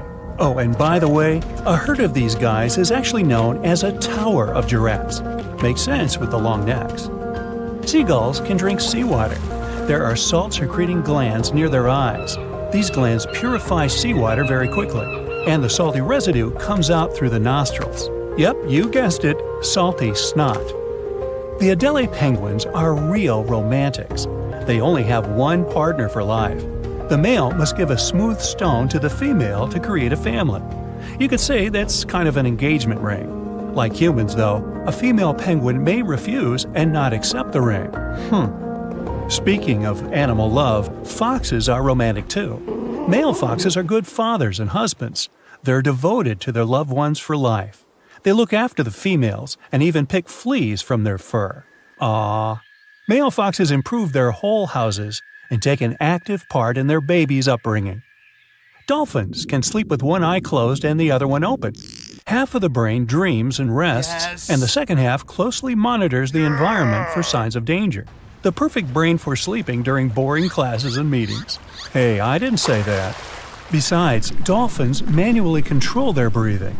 They can simply drown if their whole brain is sleeping. Sea otters are the cutest sleepers among all animals. In the summer, because of the heat, sea otters spend all the time in water. They swim on their backs and sleep in that position. The babies are sleeping on their mother's stomach. and two adults hold each other by the paws so that they're not carried apart by water currents. Ostriches don't stick their heads in the sand when threatened. In fact, these guys don't bury their heads at all. This myth has spread thanks to that famous idiom to hide one's head in the sand. In real life, ostriches have to dig holes in the sand for their eggs because they're flightless birds. To make sure they're evenly heated, ostriches put their heads in there to rotate the eggs from time to time. But ostriches still have some escaping mentality. When they face some threat, they can flop to the sand and stay perfectly still, pretending they aren't alive. Now, according to a popular misbelief, sharks can breathe only while moving because swimming helps them push water over their gills. Although many kinds of sharks are designed this way, many others, like bottom-dwelling nurse sharks, don't need swimming to pump oxygen-rich water over their gills. Meanwhile, all sharks do lack swim bladders, so if they stop swimming, they'll probably sink to the bottom. But luckily, a shark's body can't be compressed. That's why rapid descents or ascents are safe for them. Scientists from Japan played audio recordings for cats to prove they're truly dismissive. In those recordings, the owners of the cats called them by their names.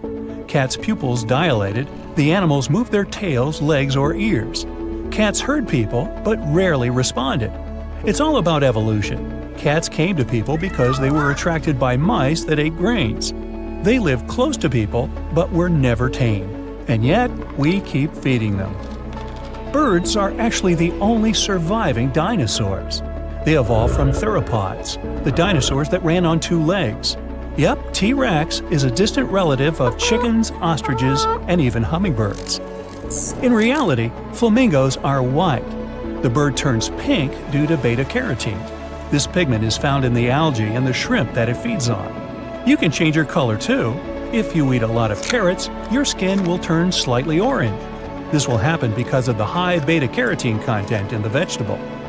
Sailors from all over the world talked about the giant squid they met on their voyages. For many years, scientists considered monsters with long tentacles to be a myth. But in 2004, the first photo of a giant squid was taken. They actually exist. Scientists have registered an animal that has grown to 43 feet. Mosquitoes actually bite some people more than others. The most delicious humans are those with type O blood. Also, these insects have really good eyesight. They're attracted by green, black, and red colors. So, check the color of your clothes before you go camping. You can actually put a shark in a trance for 15 minutes. To do this, you need to stroke the nose of a dangerous animal with your hand. This sort of hypnosis is called tonic immobility that happens thanks to the receptors in the shark's nose. When stroked, the receptors send a lot of signals and the shark's brain is unable to process them all. Now, what it doesn't say here is exactly how you get close enough to a shark to rub its nose. I'd say that's important information, don't you think? Elephants aren't afraid of mice per se, but these massive animals have bad vision. They also move fairly slowly. That's why they can get startled by a bird or a small creature, like a mouse darting past them. Just the element of surprise, nothing more. The chameleon can change its color, but this creature doesn't do it to camouflage itself. The color change helps the animal regulate its temperature and communicate with peers. Now, when most dogs pant, their tongues hang out of their mouths. That's why many people think that's how they sweat. In reality, dog sweat glands are located on their paw pads. Plus, there are other sweat glands all over their bodies. Dogs pant to evaporate moisture from their nasal passages, tongues, and the lining of their lungs. This also helps to cool them down. You might leave wasps alone, but don't be so sure they'll do the same. Bees do respect human boundaries, and if you don't bother them, they won't hurt you. But wasps are so bad-tempered, they can sting you even if you're just walking by their nest. Well, phooey on them. Living at depths of up to 5,000 feet, the hagfish is one of the strangest creatures in the ocean. And there's plenty on the list. The goblin shark, sea spiders, red-lipped batfish, and even people swimming during winter. It's freezing, man! Get out! Although it looks like an eel, this fish belongs to the Agnatha species. That's fish without jaws, and the family also includes lampreys. terrifying monsters with disc-shaped suction cup mouths filled with spiraling rows of teeth. Hagfish have 2 tongues, 4 hearts, and no eyes or stomach, like something from another planet. And what sets them apart from anything on this planet is that they have a skull but no spine. They don't have bones either. That unique spineless skull is made entirely out of cartilage, the same stuff in your ears and nose, that's right. Scaleless with skin that seems to fit over them like an oversized holiday sweater. It'd be a mistake to think this frail little creature would be an easy dinner. They've evolved to escape from other fish like Houdinis of the deep. And the trick is slime. Lots of it. When something tries to gobble them up or gets just too close for comfort, hagfish release a protein from the holes lining their sides. When this stuff meets the surrounding water, it balloons dramatically, as in 10,000 times. The more water touches it, the bigger this goo ball gets. A teaspoon of hagfish slime can turn into a bucketful in a second. It instantly clogs the gills of any fish trying to chomp down on our slimy friend, even sharks. But hagfish have gills too. So why doesn't the slime block their own? Easy peasy. This hagfish will simply tie itself into a knot and scrape the slime off its body. Doesn't mean their slime comes without inconveniences. Sometimes it gets in the hagfish's tiny nose. To get rid of it, they make themselves sneeze, sort of. Gesundheit. This fish's homemade goo is made of flexible strands that are surprisingly strong, as in stronger than nylon. Imagine falling into a pool of the stuff. You'd struggle to move your arms and legs to swim. It might feel like rubber bands tying you up. But you'd be perfectly safe as long as the stuff doesn't get in your nose or throat. In that case, you'd be as unfortunate as those gilled creatures trying to bite into the slimy fish. And hey, our own species is eyeballing it for loads of potential uses, from parachutes to cars and even clothing. Forget about diving in a pool of this goo. You could be wearing a slime suit in the future. But when it comes to landish creatures, the platypus is just as weird. This mammal has a duck bill, a beaver tail, webbed feet, and lays eggs. Like a lot of fish, the platypus and its relative, the echidna, have no stomach, but they don't need one.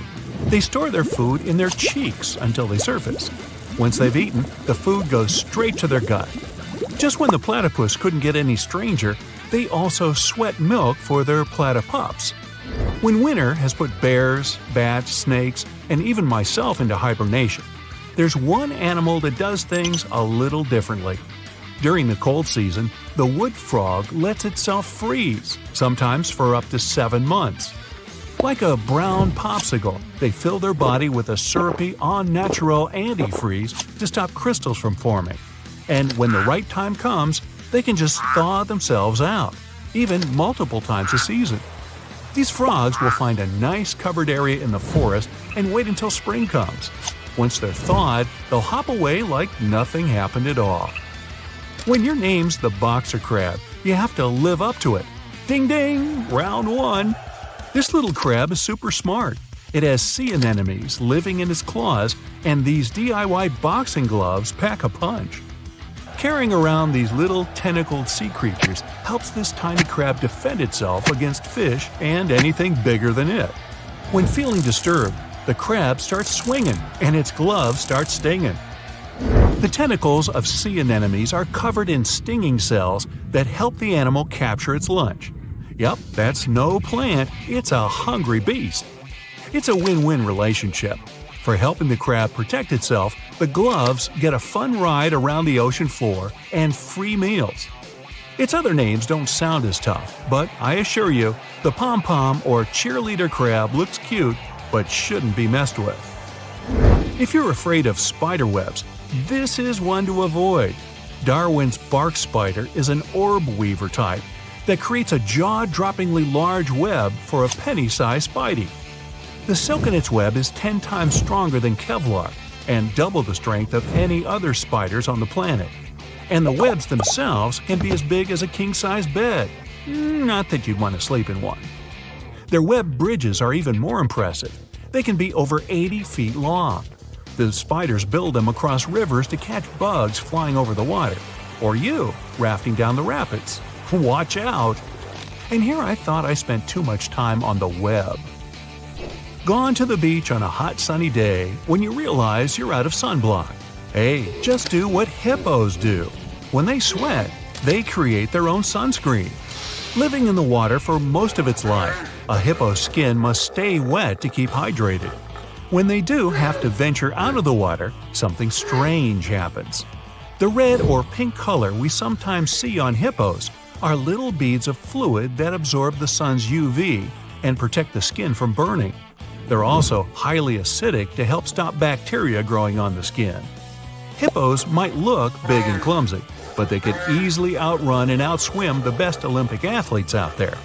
Must be why the ancient Greeks called them hippopotamus, the river horse. Now, when you're a plant, it's hard to defend yourself, but not for the acacia tree. It has built-in bodyguards, ants. When a few of the leaves are getting nibbled on, the vibrations alert the ant brigade to head out and stop the trespasser. Living in the hollow thorns of the branches, the acacia ants come out and shock the hungry animal with their wasp-like stinger. The tree is so grateful to the ants that it feeds them yummy nectar. Not only do the ants stop animals from grazing too much, they also help improve the tree's health by reducing the bacteria that would be on the leaves. Now, never heard of a sea squirt? I don't recommend getting too close unless you want water in your face. The sea squirt may look like an underwater plant, but it's an animal more closely related to us than a cockroach. These squishy little creatures are in an umbrella category with vertebrates, like you, me, and anyone or anything else with a fancy backbone. That big happy family is called the chordates. Starting as little tadpole-like larvae, sea squirts wiggle around in the ocean for a short time until they find a nice bit of water to call their own. Since they're unable to feed themselves, drastic measures must be taken, and I mean drastic. Like oysters, barnacles, and mussels, the sea squirt has a glue-like substance that cements it to the first place it lands. Once they've picked their forever home, they need to start eating. The first thing to go is their own tail. Then they absorb their gills and even their brain. No longer need the ability to navigate the ocean, it's become unnecessary. They're not heartless though. The sea squirt's ticker is very similar to a human's. It even looks a little like ours. Now here's one you won't forget. Lobsters, crayfish, and crabs have teeth in their stomachs. After they gulp something down, the food in their stomach gets ground up by large teeth. This is called gastric milling, and it helps the crustaceans digest it easier. One species of crab had to take it a step further, of course. The ghost crab uses these teeth not only for eating, but also to growl. By grinding their tummy teeth when scared or struggling with another crab, they're warning to get away. Well, when you don't have vocal cords, stomach growling will have to do. They're also the fastest type of crab on the planet. They can move 100 body lengths per second. That'd be like you running 1.5 football fields in the blink of an eye. Whoa, look at that! Back in 2009, people in Ishikawa, Japan, saw a kind of rain no one's ever seen before. It was raining tadpoles. First reason is that the wind that day was so strong, it lifted and carried all those tadpoles away in no time. The second possible reason is that big birds, such as gulls, just dropped them while they were flying to their nests. Some scientists believe these creatures were hauled off the ground by a waterspout and rained down later. By the way, that day, people found not only tadpoles, but also frogs and fish instead of puddles. And yep, it can be raining worms too. Some people claim they've seen snake rains. Yay! It was a lovely spring in 1876 in Bath County, Kentucky. Mrs. Crouch was making soap in the yard of her house when she suddenly noticed it started raining meat. It wasn't ground meat. Those were large 3 inches in diameter chunks of meat falling right on her. 2 volunteers were brave enough to try that grisly-looking meat of unknown origin, and they said it tasted like lamb or deer. Well, they were no foodies. It turned out to be beef. Such cases were registered in Europe too, and the only logical explanation of meat showers is that buzzards flying over just drop meat pieces they save for lunch. With no luggage, their bodies are lighter and they can fly easier. Wow, I wish it rained donuts on me once. Rains aren't unusual for Oakville, Washington, but this one still doesn't have any solid explanation. Instead of common raindrops, people watch translucent jelly-like blobs falling down from the skies. These little things covered about 20 square miles. Those who got really close to that sort of rain said they felt bad the next day. Scientists studied those blobs and realized they contained human white blood cells, but other tests later showed it wasn't true. Some people think these might have been evaporated jellyfish, which resulted in rain, or it could simply be some waste from a commercial plane. Almost the same thing happened in 2012 in Dorset, UK. During a hailstorm, people found gelatin balls together with hailstones. Researchers collected these goopy balls and stored them in a fridge to study later. Turns out it wasn't necessary, since the slimy blobs didn't melt at room temperature. No one is sure even now about where the balls came from, but the first idea was that those were eggs of some aquatic animal carried by birds right up in the sky. Later tests proved that the jelly substance was a chemical that acts as a waterlock and is used in many commercial products, even cables to protect them from water. Australian spiders are notorious, and to frighten people, they even learn how to rain. Spider rains are a pretty common thing for Australia because of ballooning. They climb up trees, then spin strands of silk, and that's why the wind can carry them away. Usually people don't notice it, but when it's wet, hundreds of spiders climb up to more desirable places. People say that when it rains or snows, it's possible to see spiders literally drift down on those webs as if they were balloons. If you ever travel to the Mekong Delta, you'll probably have a chance to see glowing balls rising up from the water and beelining straight into the air. The locals call these the Naga fireballs. Sizes may vary, so these reddish balls can be as tiny as a cherry and as large as a watermelon. During the night, you can see dozens and sometimes even thousands of fireballs. Scientists don't have any solid explanation why it happens, but it's probably flammable gas released by the marshy environment. Still, a local superstition claims it's all because of a giant serpent living in the Mekong. Tornadic waterspout is a tornado that doesn't occur on land, but on water. The speed of the tornado can be really high. The water is collected and partially pulled up. It manages to pull fish and even turtles up into the air. Actually, raining fish can also be explained by this weather phenomenon. The same might happen on the snow too, but it's really rare. There are only 6 pictures of snow spouts, 4 of which were taken in Ontario. This weather phenomenon requires that the water is warm enough to produce fog while the air temperature is really cold, next to impossible. Lava is red, sky is blue, I'm on bright side, and so are you. Okay, I made that up. But the part about the lava being red can change. That's true, especially if you see the lava flowing from Kauai Gen volcano located in Indonesia. It has a typical red color during the day, but at night it turns luminescent blue. No mystery behind it, just tons of sulfuric acid. This volcano also has the largest acidic crater lake in the world. The water there is so turquoise, you want to jump in immediately, but you probably already guessed that you should never ever do that. The fire on that volcano is also blue, and it's the largest blue fire in the world, rising up to 16 feet. In some places, water may look like glass. White salt ponds might look like windows or even portals to the world underneath. They have their look because of salt evaporation, and such lakes can be found in France and India. But the Cargill salt ponds in the San Francisco Bay Area look even crazier because of vibrant colors. The shades vary. It can be deep blue, grass green, orange, crimson, vermilion, and even magenta. The color difference is all about the different levels of salinity and tiny microorganisms living in those ponds. On the shore of the Baltic Sea in Kaliningrad District, Russia, there's an enigmatic national park called Dancing Forest. The pine trees are all crooked and twisted there. The forest didn't appear until the early 60s, when the pines were planted to make the dune sand in that area a bit more stable. It's probably the unstable sand that made those trees twist that way. Another reason why those trees are so crooked might be strong winds. Some people claim it has something to do with supernatural powers.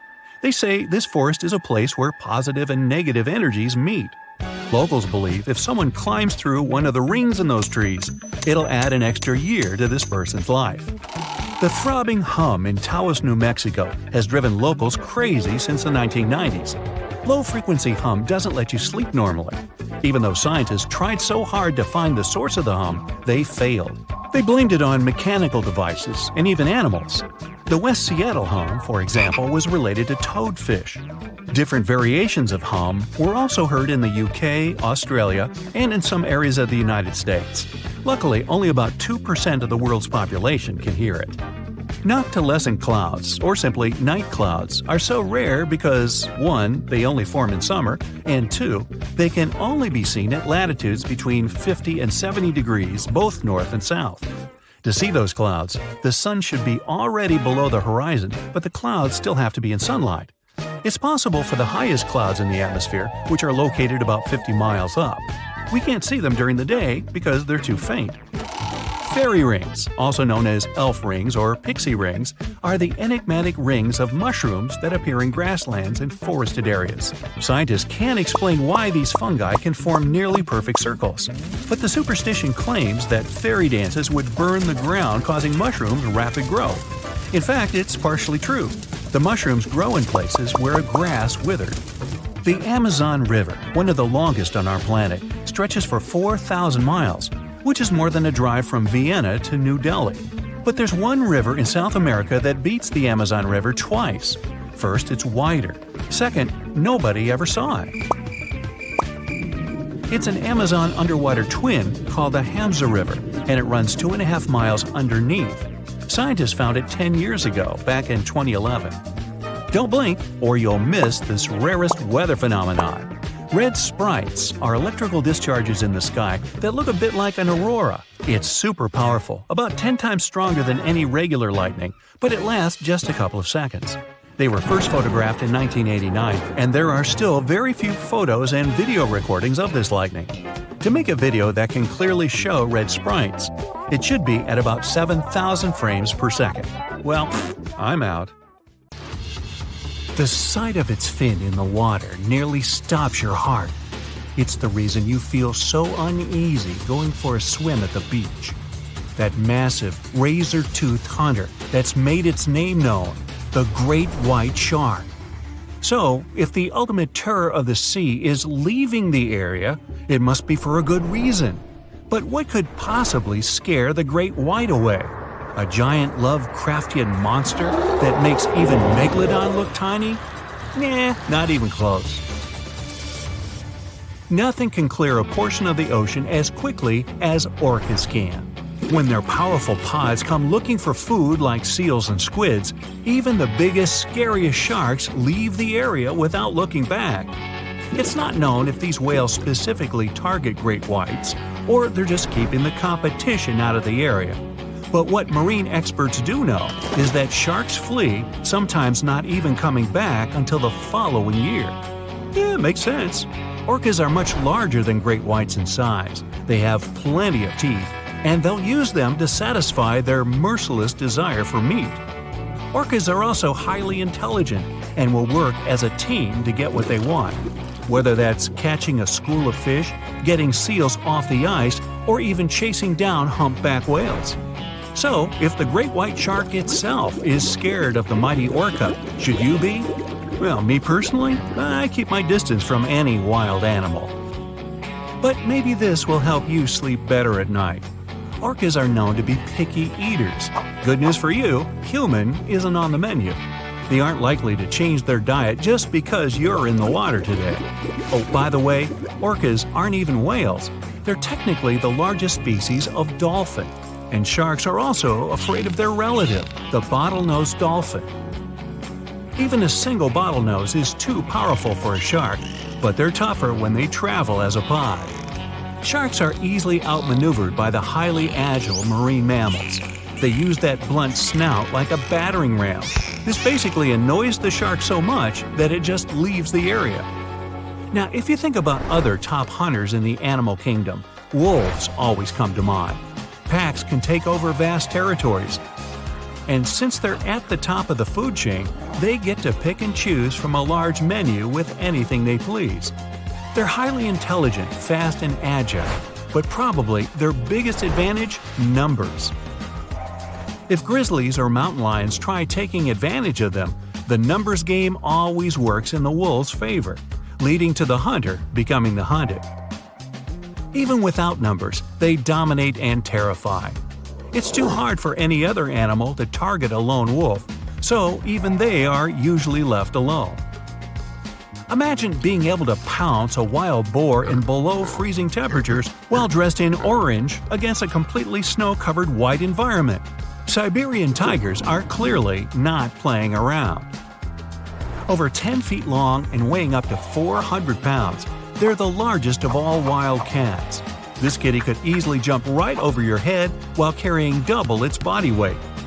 The only animal that can really challenge this king of the forest is a large enough brown bear, and it'd be a close call. No wonder the Siberian tiger is the top of the food chain in its part of the globe. As for the top boss in the waters of South America, that would be the green anaconda. Not even jaguars and caiman are safe around the biggest snake in the world. The murky waters of riverbanks camouflage the giant snake perfectly. They go unnoticed, sitting there waiting for something to come have a drink. And then, whoosh, the snake strikes.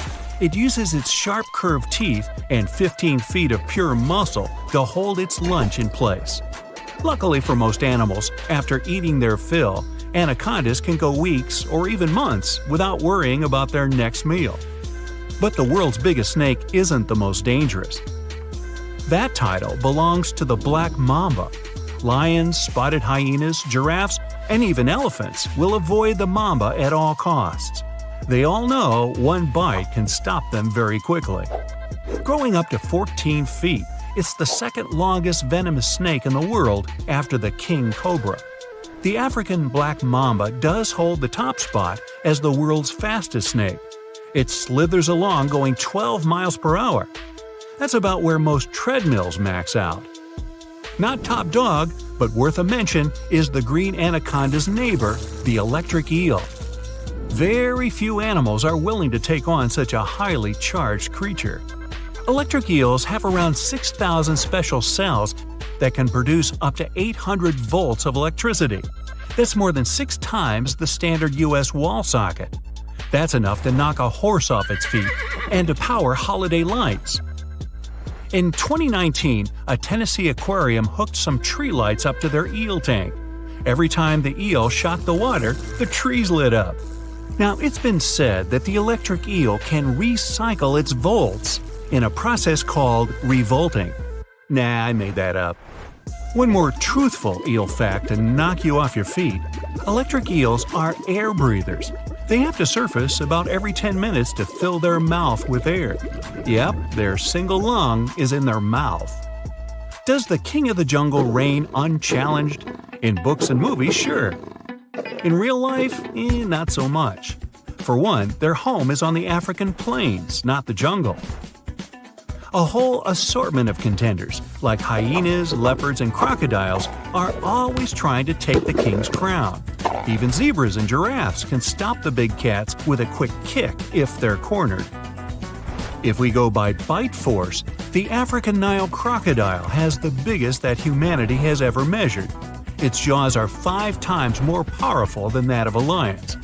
Now earlier, with the water critters, all you had to do was avoid the water. Good luck avoiding a lion.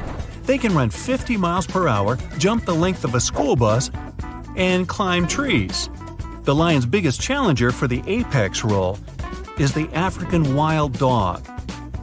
These two are constantly going at it because they hunt for the same food in the same area. Where there's a big pride of lions, the dogs have no choice but to flee. But they've got one thing against the cats: endurance. Lions might reach incredible speeds, but that's only in short bursts. It takes too much energy to carry 400-plus pounds of muscle over long distances while going as fast as you can. African wild dogs, though, have long, slender legs and big lungs for their body size, meaning they can run fast and keep it up for miles. That's how they hunt. Their lunch just gets tired of running. There's one animal brave enough to take on the king if the cat gets too curious: the hippo. They may seem cute and squishy, but hippos are one of the most dangerous animals on the planet. Based on statistics, you should fear them way more than great white sharks. And there's nothing squishy about them. Hippos are pure muscle and weigh as much as a car. Their pointy canine teeth can grow longer than your forearm. These guys aren't afraid of anything. Even lions and crocodiles prefer to keep their distance. Their name means water horse, and they do spend up to 16 hours a day submerged. Funny thing is, hippos can't really swim. If you see one swimming, it's actually pushing itself off the lake or river bottom. It can still beat even the best Olympic swimmer speed, so watch out. Yep, move aside, Leo. Hippos are the true apex animal of Africa. But I wouldn't get close enough to give them the award. As for the ruler of the forest, make way for the grizzly bear. Weighing over half a ton, you'd be mistaken thinking these large fluff balls are slow and bumbling. Being able to maintain a speed of 25 miles per hour for long stretches is too easy for the behemoth brown bear. Uphill, downhill, and on every terrain, they're the off-road SUV of the animal world. Without having any natural enemies, this bear is at the top of its local food chain. Good thing they sleep for a third of the year. Just hope you don't run into a grizzly, ever. But especially right before it's about to go into hibernation. They spend the autumn months fattening up for winter. And they're even hungrier than usual. Now, being the largest bird of prey in North America, it's no wonder the golden eagle is found all over the continent in woodlands and mountain ranges. Their wingspan is nearly 8 feet. And they don't call it eagle vision for nothing. These birds can spot a rabbit from 3 miles up in the air. It'd be like you seeing an ant while standing on top of a 10-story building. Golden eagles can also make quick dives from a great height. During these dives, they can reach speeds up to 200 miles per hour, as fast as a flying arrow. 450 million years ago, no, I wasn't around then, the sea level was higher, coral reefs started to form, the climate on our planet was stable and warm, not even dinosaurs were around yet. The time when bony and jawed fish we know as sharks appeared. They've been dominating the oceans and making other marine creatures flee in fear ever since. Many of them, like great white sharks, have evolved and adjusted to life in the open ocean as hunters with a pretty high position in the food chain. They're less diverse today than before. One of the reasons is the asteroid strike from the age of dinosaurs. After it reduced the number of shark species, only smaller and deep-water kinds that ate primarily fish survived. They started getting bigger over time. Near the surface, sharks such as makos or great white ones develop faster movements and are somewhat between gray and blue to blend in with their surroundings. The epaulet shark can even walk on the land. It can't take a walk on the beach because it can't breathe outside of the water, but it lives on coral flats in shallow tropical waters, so it can walk in kind of a crawling motion. But deep down below, there are mysterious, alien-looking, often huge shark species that didn't come to the surface, which is why they didn't need to adjust to the new environment and different conditions.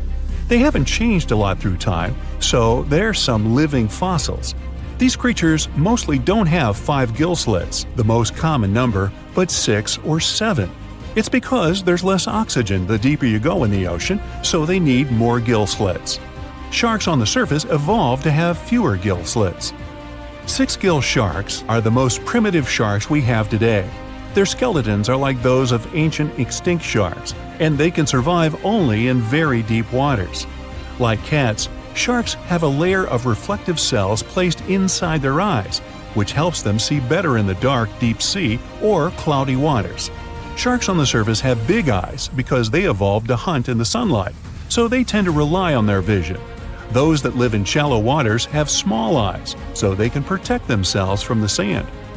Like some other deep-sea creatures, 6-gill sharks also have bigger eyes to take in as much light as possible. They have more light-sensing rods, but don't distinguish colors that well. In the ocean's twilight zone, with the minimum of sunlight, there's a couple of bioluminescent shark species. They don't take in light within their eyes, but produce or re-emit it with their bodies. Their skin or organs have specialized cells that produce a soft blue-green light. Deep-sea creatures that produce their own light do that to attract their prey, deter animals from going after them, or, scientists think, communicate with each other. It can even help them to camouflage. They do it by hiding their silhouettes from animals going after them. They produce enough light to match their surroundings. The biggest luminous underwater creature is the kitefin shark, found swimming 980 feet below sea level, preying on groundfish or smaller sharks. It can grow almost 6 feet long and lives 3,200 feet below sea level. Deep-sea sharks are also bigger than those on the surface. The Greenland shark can grow up to 24 feet long, bigger than a great white. There's a thing called deep-sea gigantism. Creatures in nutrient-poor depths of the ocean grow bigger because, that way, they lose less energy as heat. The Greenland shark lives its life in slow motion. It has a slow metabolism and can go very long periods without food. With their slow pace, they evolved to live up to 500 years at depths of 7,200 feet. Sharks in shallow waters catch their prey relying on agility and speed, but for them it's easier because there's plenty of food on the surface. Deep-sea sharks, with less food and slower life rhythm, had to develop a different style. They're more opportunistic, definitely not picky, and don't care if their future meal is alive or not. Frilled shark, another living fossil from the darkest depths, hasn't evolved much through time, and they're one of the last of their kind, with all of their relatives already gone extinct. It grows up to 7 feet long, primarily hunts on squid, and catches other sharks and fish. It looks like a dinosaur, a snake-like face, a long, smooth, thin body that moves in a serpentine way. It can propel itself with the power of its tail and curl like snakes. They don't swim in a straight line like other sharks. Cookie cutter shark grows up to 20 inches. It got the name because of the way it feeds, biting off small pieces. It's a parasite creature, which means it feeds off bigger animals but leaves them alive. They have sharp teeth and sometimes even swallow those that fall off on purpose. Some researchers think it could be because they live in the depths that are nutrient poor. If they swallow the teeth, they could recycle calcium and other material from it. Prickly shark is a rare and unusual creature with many thorn-like denticles and 2 small dorsal fins. It lives mostly in the depths of the Pacific region up to 1,900 feet. Ghost sharks are not even real sharks, but fish closely related to them and rays. They have big pectoral and pelvic fins, 2 dorsal fins, pretty big eyes, and unlike their cousins, have a single external gill opening. Ghost sharks have slender tails and can grow up to 80 inches, silver to blackish color. They sometimes live in rivers and coastal waters, but also in the depths of the ocean of 8,200 feet or even deeper. They are pretty weak swimmers, so they tend to feed on invertebrates and small fish. Goblin sharks. Swimming through the deep sea, this creepy shark with a flabby body suddenly sees a small, innocent squid. It goes toward it, but the potential snack notices it and quickly starts moving to dart away. It seems like the plan could work at first, but then the shark suddenly thrusts the jaw of its mouth and catches the poor little squid in a second. After the meal is finished, the animal simply fits the jaw back into the mouth and goes away as if nothing happened. This is possible because it has a jaw connected to 3-inch-long flaps of skin, which is why it can unfold from the snout. It can grow up to 12 feet long with a weight of 460 pounds. Scientists think goblin sharks are mostly active in the morning and evening. The shark has a long, prominent snout and specific sensing organs on it. It uses them to sense electrical fields in the dark oceanic depths. Seven-gill shark is a big cow shark, brown to silver-gray on top, white underneath, black and white spots, with a thick body, a small dorsal fin, and a wide, blunt snout. It can grow up to 10 feet long, mostly lives in the depth of 1,870 feet, but you can also find it in deep channels and bays. It can be aggressive toward humans if provoked, so don't. Like most deep-sea creatures, it's an opportunistic hunter that's not quite picky but likes to go after dolphins, seals, porpoises, and other marine animals. Megamouth sharks mostly live in the depths of 15,000 feet and spend most of their time in the dark, like me. Scientists discovered it in 1976 because it went near the surface at night to feed on zooplankton. That's the only time these sharks go there. During the day, they return to their quiet, dark, and mysterious depths. They are filter feeders, which means they keep their mouths wide open while swimming, so they filter the planktons they like to eat. There are organs that produce light inside of their mouths, which attracts potential prey, such as pelagic crustaceans. These sharks live in the deep parts of the ocean, but you can rarely find them below almost 2 miles. Scientists think some other, stronger bony fishes outcompeted them. Deep parts of oceans became oxygenated around 70 million years ago, and sharks have been around way longer. But bony fishes adjusted and adapted efficient ways to use oxygen, while sharks were slow with adaptations, so they lost. Also, oceanic depths are way colder, which is challenging for fish and the rest of cold-blooded animals because the speed of their metabolism widely depends upon the external temperature. And they're off. The Nile crocodile easily outswims the hippo. They're swimming upstream against a heavy current. But the croc's body is built for swimming through rough water. It weighs as much as 2 refrigerator freezers and is thought to be the heaviest reptile on Earth. It can swim up to 22 miles per hour.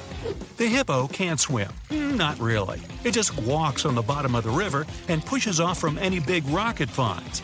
It can close its nostrils whenever it wants to be able to glide a bit through the water, but it's no match for the croc. The croc reaches the shore and starts running through a field. But better make way, the hippo's catching up.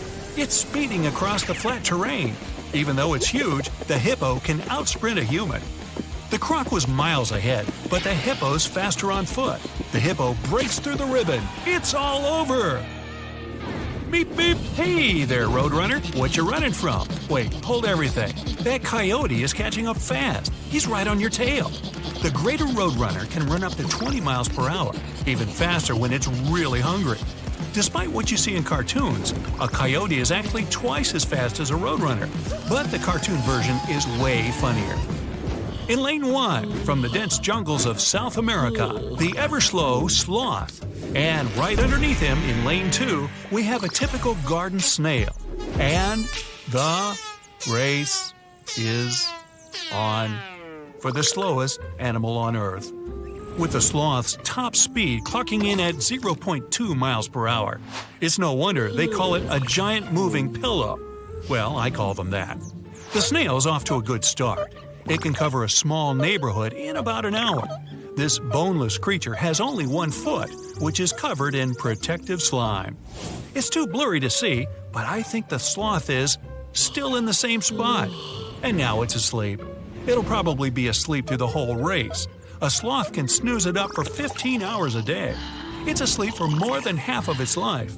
And look, the snail got out of that sunny patch. Next up, a shady patch.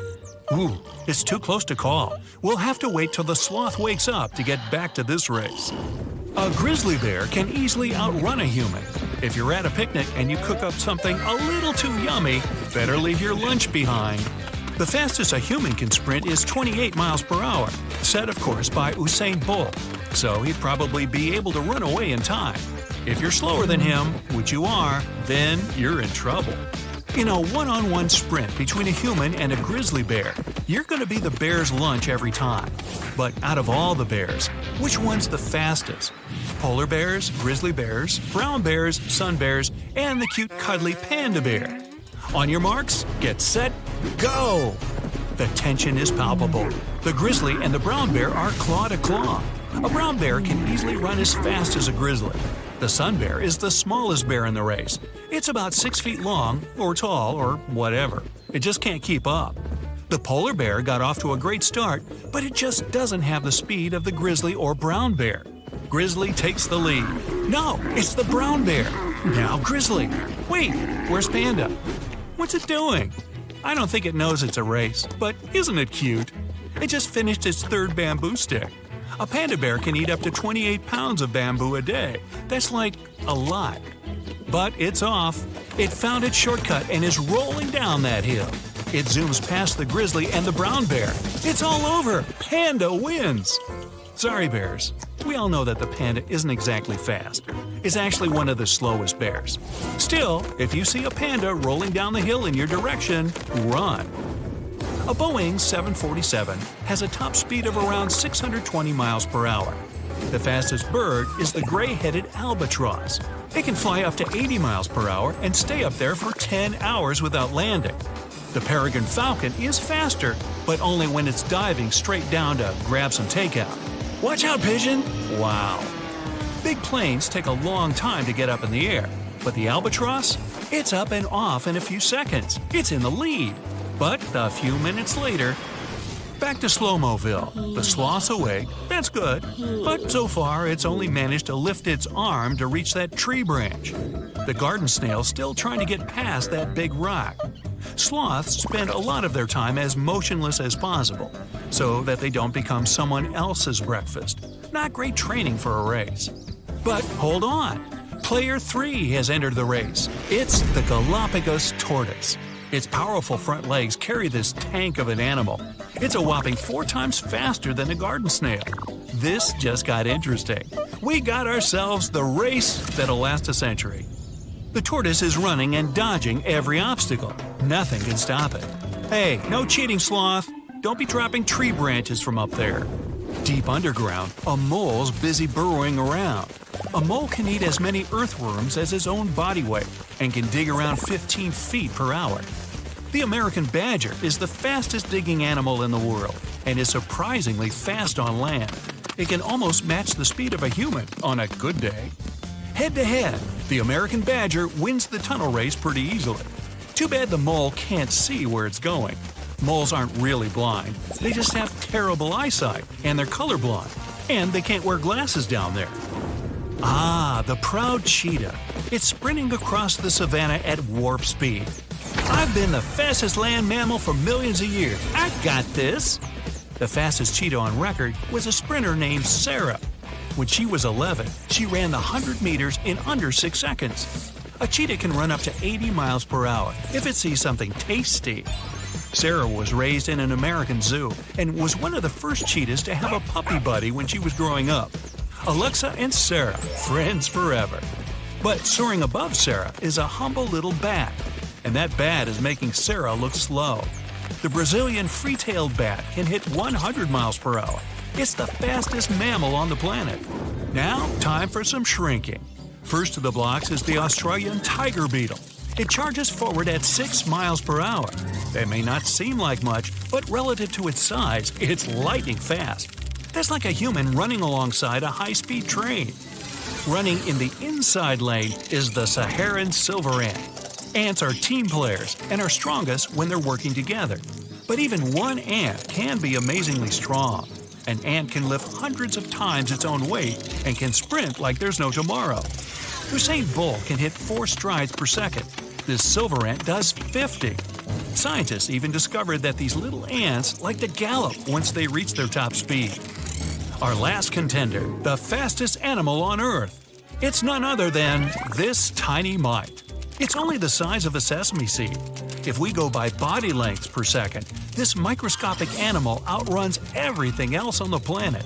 It's believed to run almost twice as fast as the tiger beetle, and if it were human size, it would run faster than the speed of sound. Let's get back to the crawlers. They finish yet? The tortoise is in the lead. The snail finally got past that large rock, and the sloth is on its way to branch number 2.